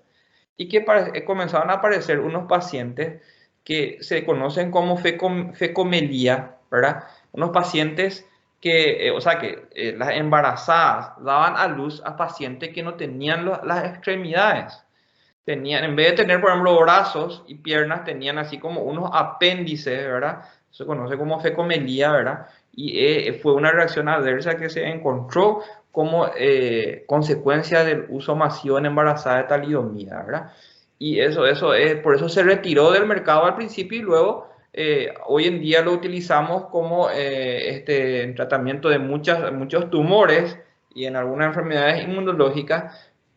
Y en el caso de la lepra se suele utilizar en las reacciones leprosas del tipo eritema nodoso. Esto yo les traigo acá para que ustedes no se memoricen, yo no quiero que sepan las dosis, eso para que ustedes conozcan esta droga, esta enfermedad, que no les sea nueva, ¿verdad? Tiene muchas reacciones adversas. Lo más típico es la fecomelía, que por eso es que está contraindicado en mujeres fértiles y en mujeres obviamente que piensan tener hijos, ¿verdad? Y bueno, entonces como un resumen de las reacciones adversas de los antileprosos, ¿verdad? De los medicamentos para la lepra, esta es la coloración rojiza que puede producir la rifampicina, la hiperpigmentación cutánea y del pelo, la clofazimina, reacciones alérgicas leves en general, y la teratogenicidad o fecomelía que puede producir la talidomía. Estas son generalmente reacciones, bueno, las reacciones más comunes, ¿verdad? Y existen reacciones graves también, como pudimos ver hace rato, y que, bueno, muchas veces obligan a suspender el tratamiento o a cambiar o utilizar una droga de segunda opción, ¿verdad? Entonces, las discapacidades, como dijimos hace rato, esto es lo que queremos prevenir o evitar en la lepra, que son importantes, muchas veces producen mucha discapacidad, el paciente pierde mucha capacidad para trabajar y todas esas cosas. También hay riesgo de infecciones de las lesiones, ¿verdad? Y bueno, entonces es muy importante el cuidado de pie, de manos en los pacientes en quienes ya hemos llegado tarde y tienen una disminución, ¿verdad? De la sensibilidad, ¿verdad? Entonces, como le dije hace rato, cuando llegamos a un momento como en esto, ¿verdad? En donde ya tenemos mucha destrucción tisular, tenemos amputaciones, tenemos mucha destrucción, ya llegamos tarde, ¿verdad? Lo ideal es llegar cuando la lesión parece, como se dice, a una micosis, ¿verdad? A una pequeña lesión. Si nosotros llegamos aquí, igual le vamos a curar al paciente de la infección. Y si llegamos aquí también, vamos a curarle al paciente de la infección. La diferencia es la discapacidad, ¿entienden? Esto ya es irreversible, ¿verdad? Y por más de que el paciente no esté todavía amputado, si pierde la sensibilidad, tiene un alto riesgo de que en algún momento se produzcan lesiones que pueden llegar a la amputación. Por eso es que se preconiza mucho llegar temprano y siempre pensar en esta enfermedad, por más de que lo más probable es que la mayoría de las lesiones en piel con lo cual nosotros nos encontremos, lo más probable no va a ser lepra. Y entonces solamente tenemos que pensar siempre para poder evitar llegar tarde, como dijimos, ¿verdad? Bien, chicos, ¿hay algunas dudas, algo que quieran preguntarme? Sí, doctor, te quería preguntar algo. Con el Sí. tema de los vomites, ¿hay que tomar cuidados? ¿Puede quedar la micobacteria en las ropas, sábanas y demás? ¿Y cómo se puede? Lo que se sabe, José, es de que el principal mecanismo de transmisión es a través de las vías aéreas y, en todo caso, a través del contacto directo. No está descrito a través de las vómites como sí ocurre con otras enfermedades cutáneas, ¿verdad? O ectoparasitosis y compañía, ¿verdad? Inclusive una de las enfermedades que ahora vamos a dar que sí se puede transmitir a través de la ropa, de vómites, como decir. Pero en el caso de la lepra, muy poco probable. Más bien la transmisión aérea, pero bueno, ¿qué vamos a hacer mientras tanto, mientras el paciente esté de repente con lepra? Bueno, obviamente, iniciar tratamiento inmediato y al igual que en el caso de la tuberculosis, sabemos que el paciente va a dejar de transmitir muy poco tiempo, ¿verdad? Lo bueno, José, en estos casos, evitar la transmisión, así como cortando la transmisión, aislándole al paciente, y eso no se hace con la lepra. ¿Qué es lo que se hace? Se hace un seguimiento estricto de todos los contactos.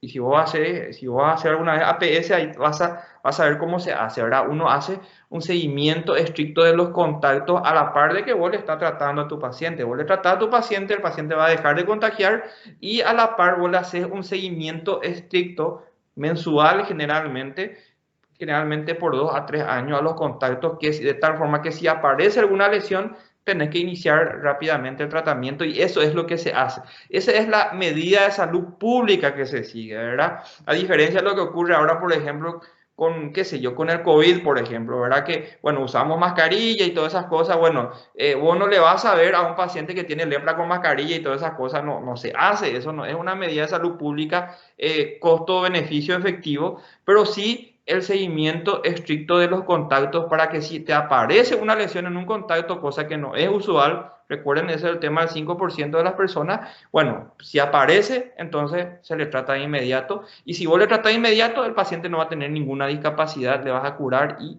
no pasa nada, ¿está bien? Bien, no sé si te respondí. Sí. Con respecto a las lesiones, ¿verdad? De piel, puede aparecer en cualquier parte del cuerpo, ¿verdad? Pero decime, ¿esto puede desaparecer por un tiempo y después se vuelve a reactivar o como? Generalmente las lesiones permanecen, José.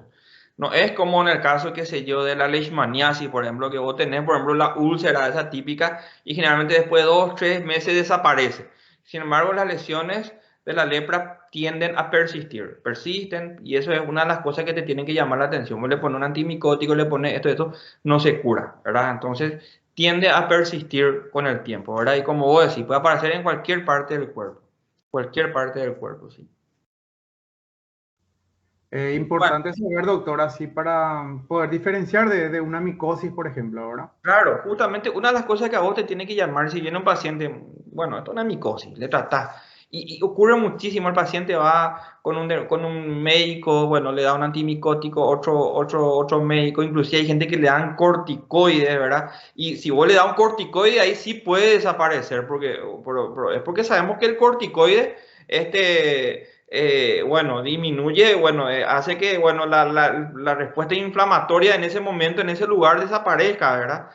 Por eso desaparece, ¿verdad? ¿Entienden? Por eso mucho cuidado. El tema de los corticoides, el corticoide en dermatología está bien usar cuando se usa de forma correcta. Por ejemplo, en una dermatitis atópica, por ejemplo, en esos cuadros, bueno, bien, pero ahora, por ejemplo, están muy en boga y esto es un error, de que vienen estas pomadas que son polivalentes, que tienen gentamicina, que tienen un antimicótico, que tienen un corticoide, y bueno, muchas veces es demasiado fácil, viene un paciente con problemas de piel y le damos esa pomada y obvio que va a desaparecer, inclusive la micosis desaparece, pero ni siquiera la micosis se cura, porque lo que ocurre es disminuye la inflamación y luego aparecen otra vez. Inclusive pueden aparecer formas atípicas de una micosis o en el caso de una lepra, ¿verdad? Entonces, te tiene que llamar la atención si el paciente está rebotando un médico a otro y nunca se soluciona el problema. Entonces te tiene que llamar la atención y entonces levantarse un poquitito del escritorio e ir a examinar la sensibilidad. ¿Está bien? Eso es lo fundamental.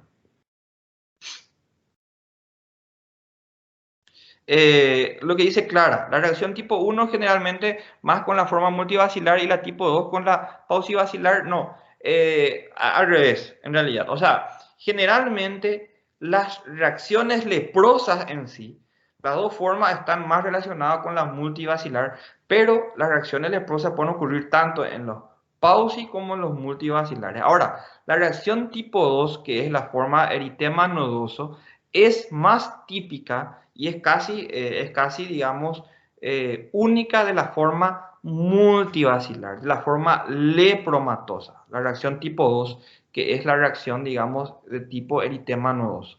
Es más característico de la forma lepromatosa, Clara. ¿Está bien? No te olvides de esto, ¿sí? Sí, voy a subir, no tiene que ver. Bien, ¿alguna otra duda, chicos? Bueno, vamos a dar la segunda parte de la clase de hoy, que no se preocupen que ya es mucho. Sí. ¿Sí? Só confirmando, o livro base pode ser o Murray, ¿verdad?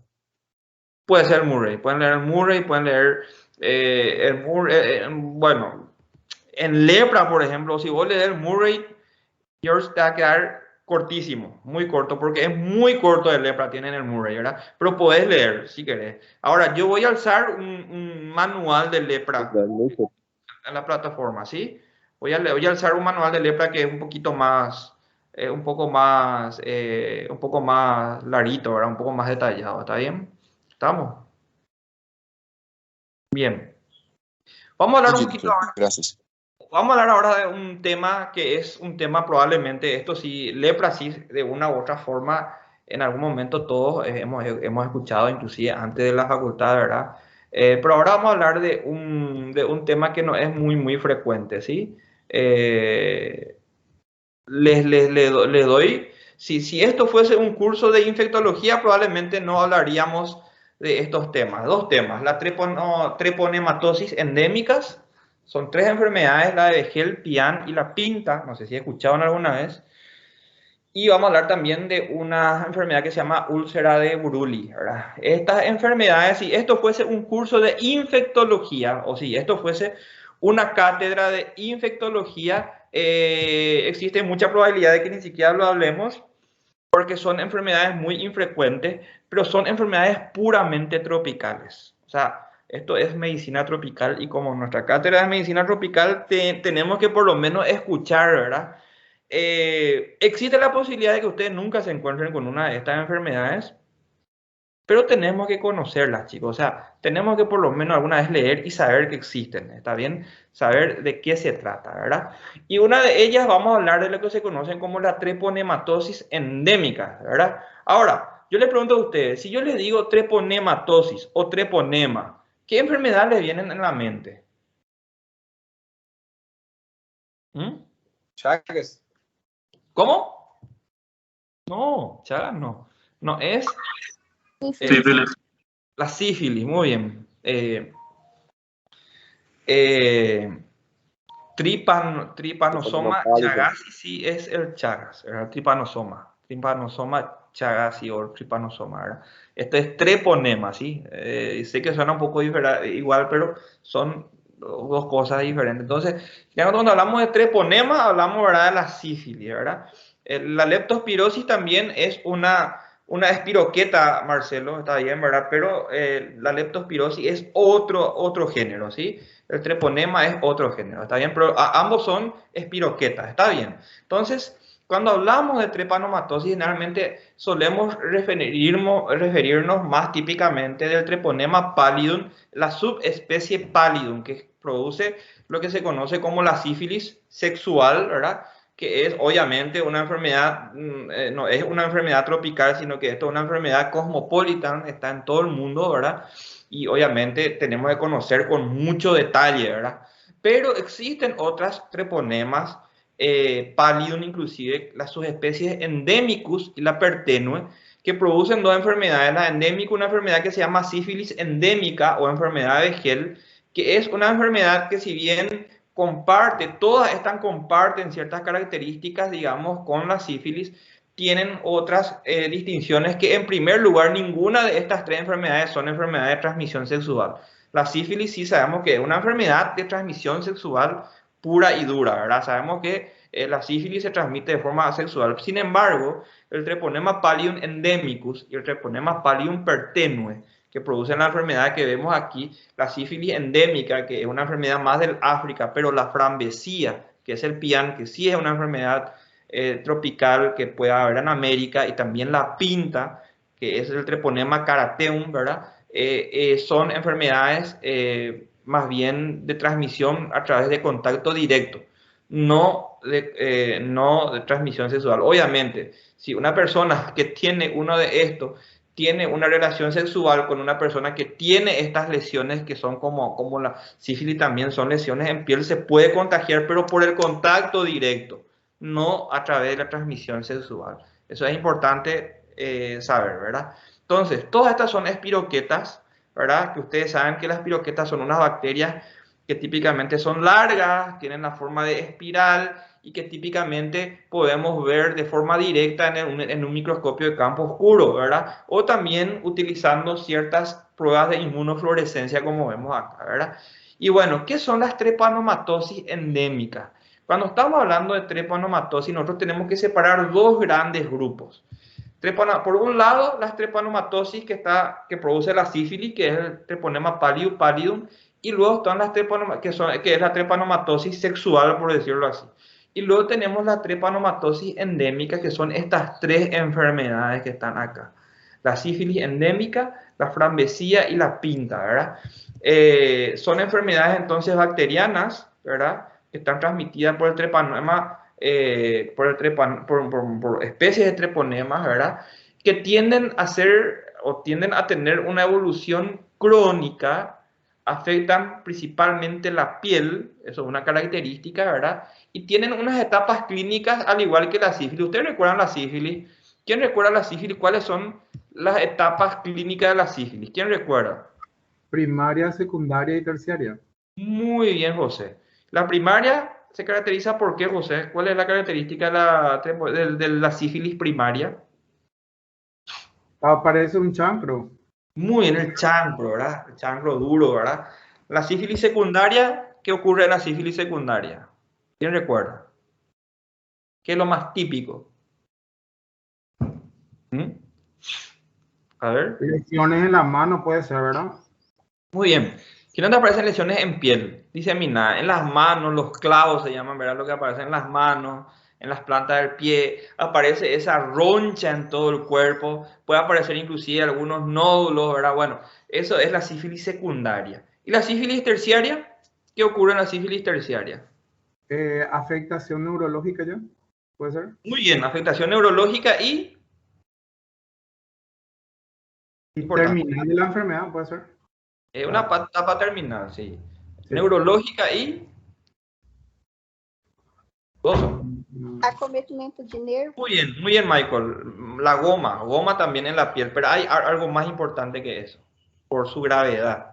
Muy bien clara, la forma cardíaca, ¿verdad? La neurosífilis es una forma terciaria, ¿verdad? La goma, que es cuando aparecen, digamos, como unos tubérculos en la piel, que es del tejido celular subcutáneo, todos son inflamaciones granulomatosas, ¿verdad?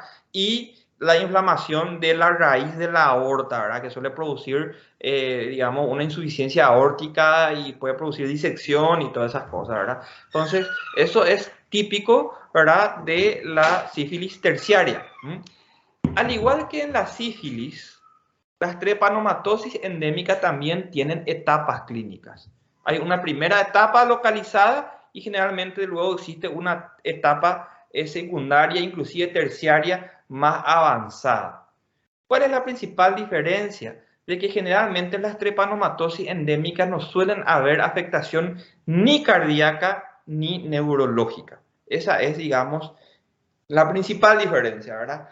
Por eso son enfermedades más bien que producen mucha morbilidad, o sea, vamos a ver lesiones en piel, ¿verdad? Pero generalmente no son enfermedades que pueden poner en riesgo la vida como sí ocurre con la sífilis, que puede poner en riesgo la vida del paciente si no se trata, ¿verdad? Y bueno, entonces la frambesía es una de ellas, que también se le conoce como PIAM, la sífilis endémica, que es la enfermedad de Gel, y la pinta, que están producidos por estas bacterias que están aquí, ¿verdad? Y bueno, desde el punto de vista microbiológico e inmunológico son indistinguibles de la sífilis.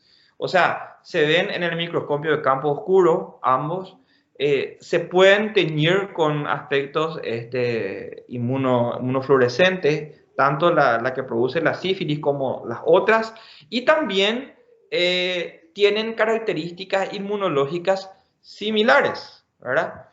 Son indistinguibles. Entonces, la principal, el diagnóstico diferencial lo vamos a hacer desde el punto de vista clínico por sobre todo, ¿está bien? Ahora, ¿quién se recuerda de las características inmunológicas de la sífilis? Entonces, al repasar eso, ya estamos repasando también acá el diagnóstico. ¿Cómo hacemos el diagnóstico de sífilis? Uno, clínico. ¿Y qué le vamos a pedir después? A ver, ¿quién recuerda? ¿Cómo se diagnostica la sífilis desde el punto de vista inmunológico? Muy bien, Micael, a través de una prueba del BDRL, ¿verdad? Ahora, ¿qué es el BDRL? A ver, Adriel o Micael o alguien, ¿qué es el BDRL? Es una prueba específica o única sí, son reagininas de fases agudas, como se dice, ¿verdad? Pero es específica de la sífilis. Muy bien, son inespecíficas. Entonces, por eso se le suele llamar generalmente pruebas no treponémicas. Pruebas inmunológicas, pero no treponémicas, ¿verdad? Entonces, suelen ser los test de clearance, ¿verdad? Como se dice, ¿verdad? Para diagnosticar muchas veces se utilizan, ¿verdad? El BDRL. Bien. Y las pruebas que son específicas, ¿qué saben al respecto? ¿Tenemos pruebas específicas para la sífilis? ¿Qué saben al respecto? El FTA puede ser. Muy bien, Hugo. Tenemos algunas pruebas inmunológicas que son específicas de la sífilis, en donde una de ellas es el FTA-ABS, ¿verdad? Entonces, yo tengo un paciente que viene, ¿verdad? Con las lesiones, y yo pienso esto puede ser una sífilis, ¿verdad? Entonces, ¿qué yo le voy a pedir? Generalmente pedimos las pruebas no treponémicas y muchas veces con eso es suficiente, ¿verdad? Ahora, si hay duda diagnóstica, yo le pido las pruebas específicas, en este caso el FTA-ABS. ¿Entienden? Y van a ver ustedes que el VDRL se pide para muchas otras cosas, no solamente, o sea, no para muchas otras cosas, pero también se piden para otras entidades clínicas en algunas enfermedades inmunológicas, por sobre todo más adelante van a ver que pueden salir positivos, pero bueno, no vamos a hablar de eso ahora. Ahora, sí es importante que ustedes sepan que la VDRL es una prueba no treponémica que se utiliza para la sífilis, y las pruebas específicas o treponémicas son el FTA-ABS, hay otros como van a ver más adelante, ¿verdad? Bien, ¿cuál es la diferencia entre una y otra? Y esto sí es importante saber que el VDRL se puede cuantificar, ¿verdad? Y uno puede hacer un seguimiento de la enfermedad de tal forma que si tenemos títulos altos de VDRL, el paciente está probablemente en una fase, digamos, infecciosa, ¿verdad? Hacemos el tratamiento y luego eso va decayendo, ¿verdad? Esa es la ventaja del VDRL. Yo puedo hacer un seguimiento y ver si el paciente se curó, ¿entienden? Las mismas pruebas inmunológicas se utilizan para estas enfermedades, tanto para la pinta como para el pian, como también para la frambesía, la frambesía del pian, la pinta, y para la enfermedad de Beckel, que es la sífilis endémica. Los tres se utilizan, ¿está bien? Lo que no va a hacer la diferencia van a ser las características clínicas.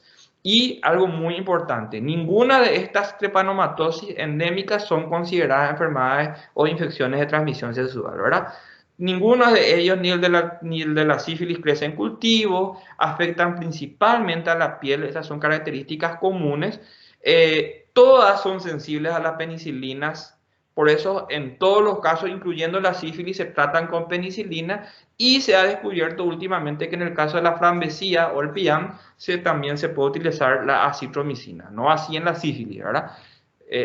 Podría ser, pero siempre de preferencia, inclusive para pacientes que son alérgicos, se tiene que hacer una desensibilización y se utiliza la penicilina en la sífilis, pero no así en el caso de la frambesía, que se puede utilizar la acitromicina, ¿verdad? Y existen ciertas diferencias en cuanto del punto de vista clínico y en cuanto a la distribución geográfica, ¿verdad? El motivo por el cual la estudiamos, y bueno, porque son más prevalentes en países en vía de desarrollo, en países tropicales, afectan principalmente a niños, ¿verdad? Nosotros sabemos que la sífilis también puede afectar a niños en caso de que haya, y si tenemos una sífilis en un niño, ojo, ¿verdad? Siempre buscamos abuso sexual y todas esas cosas. Sin embargo, en estas trepanomatosis generalmente la afectación es en niños por sobre todo, ¿verdad? Casi no escuchamos y no vemos mucho. En un tiempo fueron muy, estaban muy distribuidas en todo el planeta, pero ya actualmente se han considerado casi erradicadas por la OMS, excepto por la frambesía, que se ha visto un brote específicamente en el norte del Brasil, en unas zonas amazónicas, se ha visto como un rebrote de la frambesía, ¿verdad? Y bueno, ahora mismo hay como una campaña de erradicación para tratar de erradicar, porque son enfermedades fácilmente erradicables, porque el principal y único reservorio que transmite la enfermedad es el hombre, al igual que la sífilis, ¿verdad? Y bueno, actualmente se estima que 2,5 millones de personas aproximadamente están afectadas, ¿verdad? Vamos a ver que la frambesía es la que está más ampliamente distribuida en todos los países tropicales. Sin embargo, la pinta es más un país del Centro y Suramérica, y la sífilis endémica por sobre todo es una enfermedad africana, ¿verdad? Y esto es más o menos la distribución. La frambesía o el pian, fíjense que en todas las zonas tropicales prácticamente existen o se han notificado casos, ¿verdad? Sin embargo, la pinta más de Centroamérica y, como le dije, también el norte del Brasil, y la sífilis endémica es una una enfermedad más del África, ¿verdad? Como se dice, ¿verdad? Entonces, esto yo les dejo después para que ustedes repasen. Entonces, desde el punto de vista de aspectos clínicos, todas tienen un periodo de incubación que le parece mucho a la sífilis, entre 9 y 90 días, promedio 21 días. Las manifestaciones cutáneas son generalmente las más predominantes y también, al igual que la sífilis, evoluciona por fase. Una lesión primaria que suele ser digamos, la fase primaria, luego aparecen generalmente lesiones secundarias que son más bien como recurrencia de esas lesiones primarias y lesiones tardías que generalmente aparecen úlceras, ¿verdad?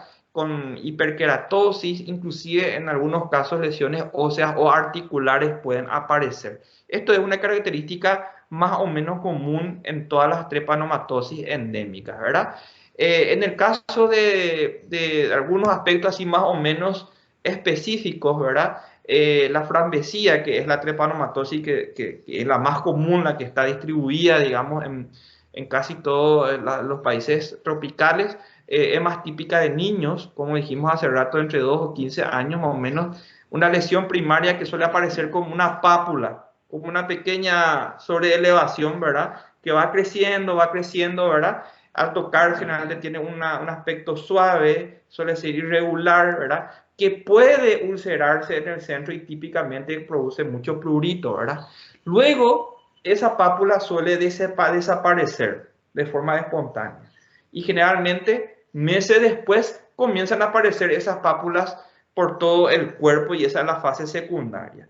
Y en un 10% de estos pacientes, porque el 90% generalmente curan de forma espontánea, pero en un 10% y tras varios años aparecen estas pápulas, pero que son más bien placas, o sea, son más grandes, que tienen una zona hiperkeratósica. ¿Qué significa eso? Que cuando uno rasca así como que pareciera ser que caen caspas, ¿verdad? Y se agrandan, ¿verdad? Y se ulceran y puede aparecer destrucción de tejido cartilaginoso óseo, típicamente la cara. Y aparece una fase que se llama una fase gangosa, que vamos a ver en qué consiste, ¿verdad? Entonces, la frambesía aparece generalmente como una pápula que va creciendo y tiene este efecto de frambuesa. Por eso se llama frambesía, ¿verdad? Que típicamente luego desaparece y aparece luego por varias partes del cuerpo. Esto sería la fase secundaria, ¿verdad? Y en un 10% aparece una fase terciaria, que es en donde existe, aparte de estas lesiones, aparecen lesiones más grandes, queratóxicas, ¿verdad? Más amplias, y puede aparecer la destrucción, digamos, de hueso y cartílago típicamente en la cara, y a esto se le conoce como facies gangosa, ¿verdad? El paciente tiene una mutilación muy importante de la cara, ¿verdad? Fíjense, ¿qué es lo que puede pasar con este tipo de lesiones, chicos? ¿Qué les parece a ustedes? ¿A ustedes les parece que esto pone en riesgo la vida del paciente? ¿Qué ustedes creen? ¿Mm? Creo que ¿Qué puede pueden pasar? causar infecciones también, ¿verdad? Muy bien. Habitualmente un paciente no va a morir por una frambesía, ¿verdad? Pero fíjense que producen lesiones muy, esto por ejemplo, muy, por sobre todo antiestéticas, lesiones que si aparecen por ejemplo en las manos, no es lo habitual, en articulaciones de las manos, que pueden ser, digamos, discapacitantes, pero estos se pueden sobreinfectar y producir infecciones, y bueno, las infecciones justamente de piel y partes blandas, como el impétigo o las impetiginizaciones de otras lesiones como estas, ¿verdad? Bueno, pueden generar infecciones como ocurre en muchos niños en países desarrollados y bueno, con todo lo que implica. Ahora, yo les pregunto, ustedes ven un paciente que viene con una de estas lesiones, ¿verdad? Que típicamente no se cura, ¿verdad? ¿En qué van a pensar? Más te hacia en la extremidad inferior como por ejemplo, y estamos en zonas como las nuestras, ¿verdad? ¿A qué le parece más o menos esto? Parece leishmaniasis también, ¿verdad? Muy bien. ¿Cuál es el razonamiento que me gustaría que quede con esto, verdad? ¿Cómo se dice, verdad? Hay un dicho que dice, si yo escucho cabalgata o algo que está cabalgando, pienso en caballos, ¿verdad? Y no pienso en cebras, como se dice, ¿verdad? ¿Qué significa eso? Que probablemente ustedes, chicos, en sus prácticas médicas, cuando encuentren un paciente que tiene una de estas lesiones, vamos a pensar en muchas cosas. Podemos pensar en la leishmaniasis, como dice el compañero. Podemos, si en el miembro inferior, una paciente obeso, puede ser una úlcera vascular que no se cura, ¿verdad? Puede ser muchas cosas, ¿verdad? Y que uno vea esto, esto es una frambesía, ¿verdad? Uno, por ejemplo, uno de ustedes se va y bueno, van a ejercer la medicina allá en el norte del Brasil y compañía y encuentran una lesión así. No, esto es una frambesía. Difícilmente que eso ocurra. Pero lo que tenemos que saber es que si bien pensamos siempre en lo más frecuente primero, tenemos que saber que estas enfermedades existen. Como dijo, digamos, un personaje, ¿verdad? Cuando escuchamos algo cabalgar, pensamos en caballo y no en cebra. Pero tenemos que saber que las cebras existen. Bueno, la misma cosa ocurre con esto, ¿verdad? Entonces, cuando el paciente no tiene la característica de que esto puede ser un problema vascular, bueno, hacemos una biopsia y nos encontramos los amastigotes, ¿verdad? Típico, digamos, que se encuentran en la leishmaniasis. Y bueno, no se cura la lesión, entonces yo puedo tomar una biopsia, puedo hacer un extendido y en un campo de una luz de campo claro, en un microscopio de campo oscuro, perdón, yo puedo encontrar las espiroquetas. O algo mucho más fácil, le pido un test de BDRL y va a salir positivo, ¿entienden?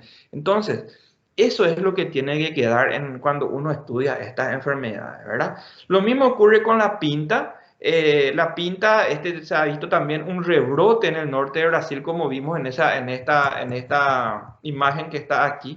Se ha visto un rebrote en el norte de Brasil. Es una enfermedad también ya que se considera erradicada prácticamente, pero bueno, todavía ocurren, por eso es que la OMS ha declarado como una zona de alerta y hay un programa que está tratando de erradicar esta enfermedad en esta zona, ¿verdad? Típicamente la edad es más en adultos, entre 15 a 30 años, y tiene una clínica que es más o menos parecida a lo que ocurre con el PIAN, ¿verdad? Una lesión inicial que suele ser más que una pápula, una placa, o sea, una lesión así más grande, ¿verdad? Que generalmente tiende a persistir, ¿verdad? Y aparecen nuevas lesiones en otras partes y típicamente esas nuevas lesiones en la fase secundaria tienen diferentes tipos de colores. Es como un mosaico, como se dice, ¿verdad? Y que al final, en la fase terciaria, generalmente comienza a descolorarse y quedan así unas lesiones que le parecen mucho al vitíligo, como vamos a ver. Suelen comenzar entonces como de esta forma, no como una úlcera, sino una placa que le parece mucho a las micosis, ¿verdad? Son hiperqueratóxicas, o sea que estos como que se descaman, ¿verdad? Luego aparecen unas placas que son en mosaico, o sea, zonas hiperpigmentadas, mezcladas con áreas más hipopigmentadas, ¿verdad? Y al final comienzan a descolorarse, como vemos aquí, le parece mucho al vitíligo, ¿verdad? Entonces, bueno, pensar en esto, pedir una BDRL va a salir positivo, ¿verdad? Y por último, la sífilis endémica, que vamos a mencionarlo así de forma rapidita, porque es algo que se ve más en el África, no hay en América, no se han descrito formas en América, por lo menos. También tiene una distribución de edad que es parecida a la frambesía, en niños. Todos se transmiten por contacto directo, los tres tipos, ¿verdad? La diferencia es de que en el caso de la sífilis endémica, aparte de afectar mucho la piel, también afecta las mucosas. Y en este caso sí se puede contagiar a través del uso de, como dijo hace rato José, con fómites, pero típicamente utensilios culinarios, por ejemplo, una cuchara, uno come, ¿verdad? Y tiene esas lesiones en la boca y bueno, les puede transmitir a otra persona. Entonces, típicamente las lesiones que son indoloras, a diferencia de las otras dos que vimos, aparecen no solamente en la piel, sino que aparecen en la mucosa, mucofaringia, ¿está bien? Y típicamente acá en los ángulos de los labios, ¿verdad? Luego aparecen lesiones que son muy parecidas a la sífilis, estas lesiones, este exantema papular, ¿verdad? Y también puede aparecer inclusive condilomas en zonas húmedas. Y las lesiones tardías aparecen en el 25 a 50%. Lo que ocurre más frecuentemente es que estas lesiones previas comienzan a ulcerarse, ¿verdad? Y aparecen lesiones como gomas. Esto es muy parecido a la sífilis cutánea terciaria, ¿verdad? Que suelen ser muy destructivas, ¿verdad? E inclusive pueden afectar al hueso, como en el caso de la frambesía, ¿verdad? Entonces, las lesiones cutáneas es una característica de la sífilis endémica, ¿está bien? Luego, estas lesiones pueden crecer de tamaño, pueden ser destructivas y pueden también afectar cartílago y compañía, como ocurre en el caso de la frambesía, ¿verdad? Entonces, ¿qué saber de esto?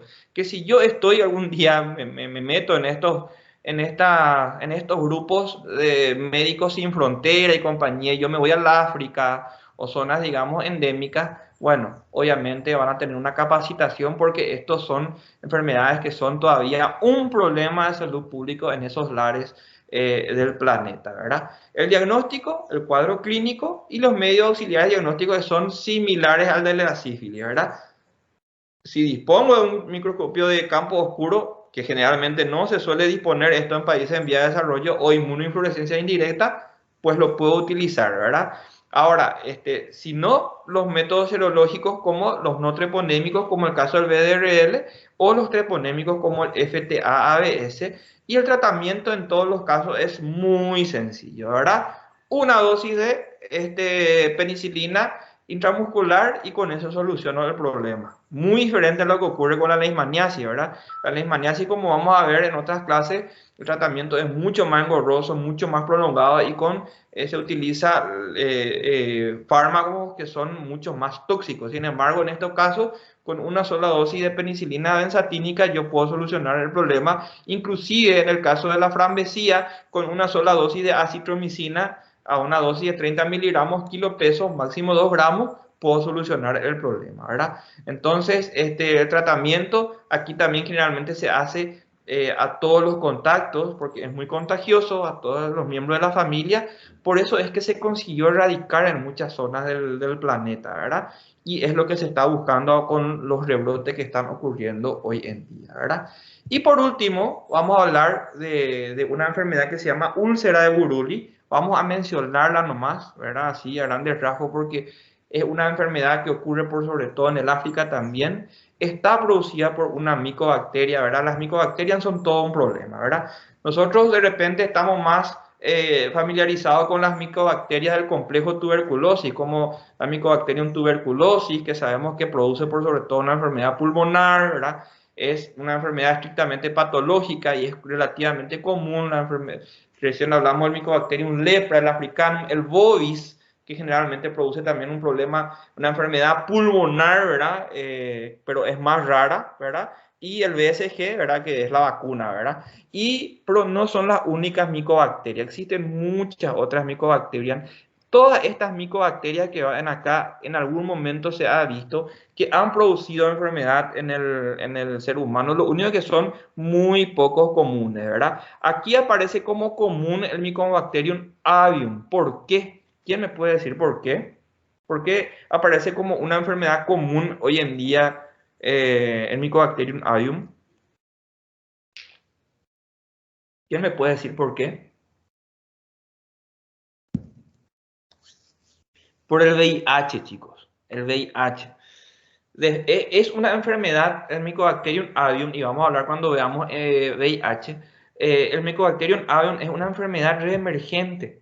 Casi no existía antes, ahora vino el VIH y se ve mucho y suele producir en los pacientes inmunocomprometidos una enfermedad grave, diseminada, que puede ser mortal, ¿verdad? Uno de los primeros casos de VIH allá en la década del 80, 90, producían mucha muerte. Hoy en día ya no, porque existe un mecanismo de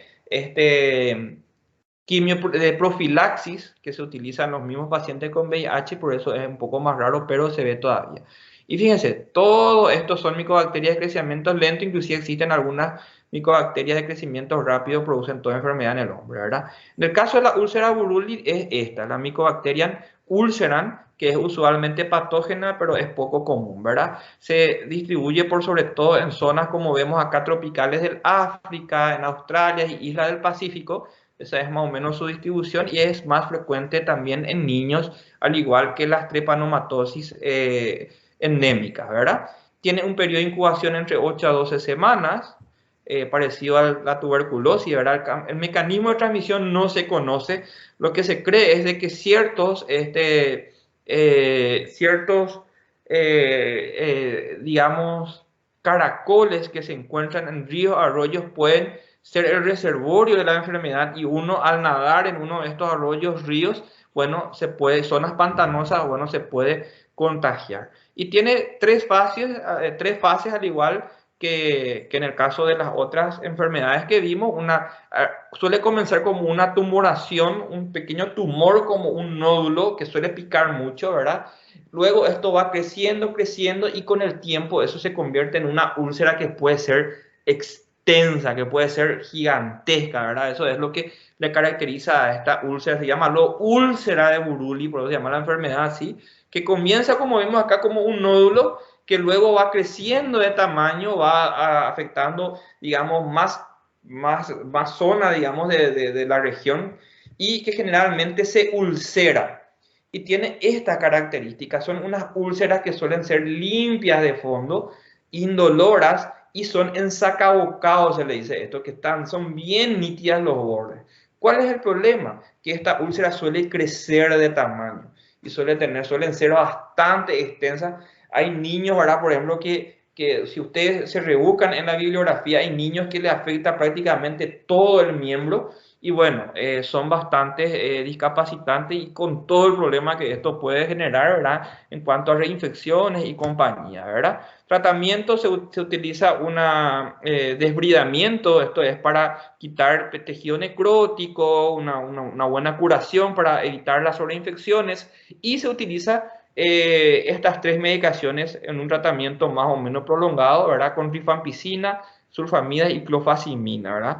Fíjense que la clofazimina, recuerdan que se utiliza para el tratamiento del Mycobacterium lepra. La rifampicina se utiliza tanto para la lepra como también para la tuberculosis, y también se utiliza para el Mycobacterium ulcerans, ¿verdad? Y en las etapas tardías, en donde tenemos úlceras extensas como generalmente se le agrega a esto los que se conocen los colgajos, ¿verdad? Ustedes habrán escuchado que se puede sacar parte de la piel de ciertas zonas del cuerpo y se pueden hacer colgajos, y eso ayuda para que cicatrice más rápidamente, ¿verdad?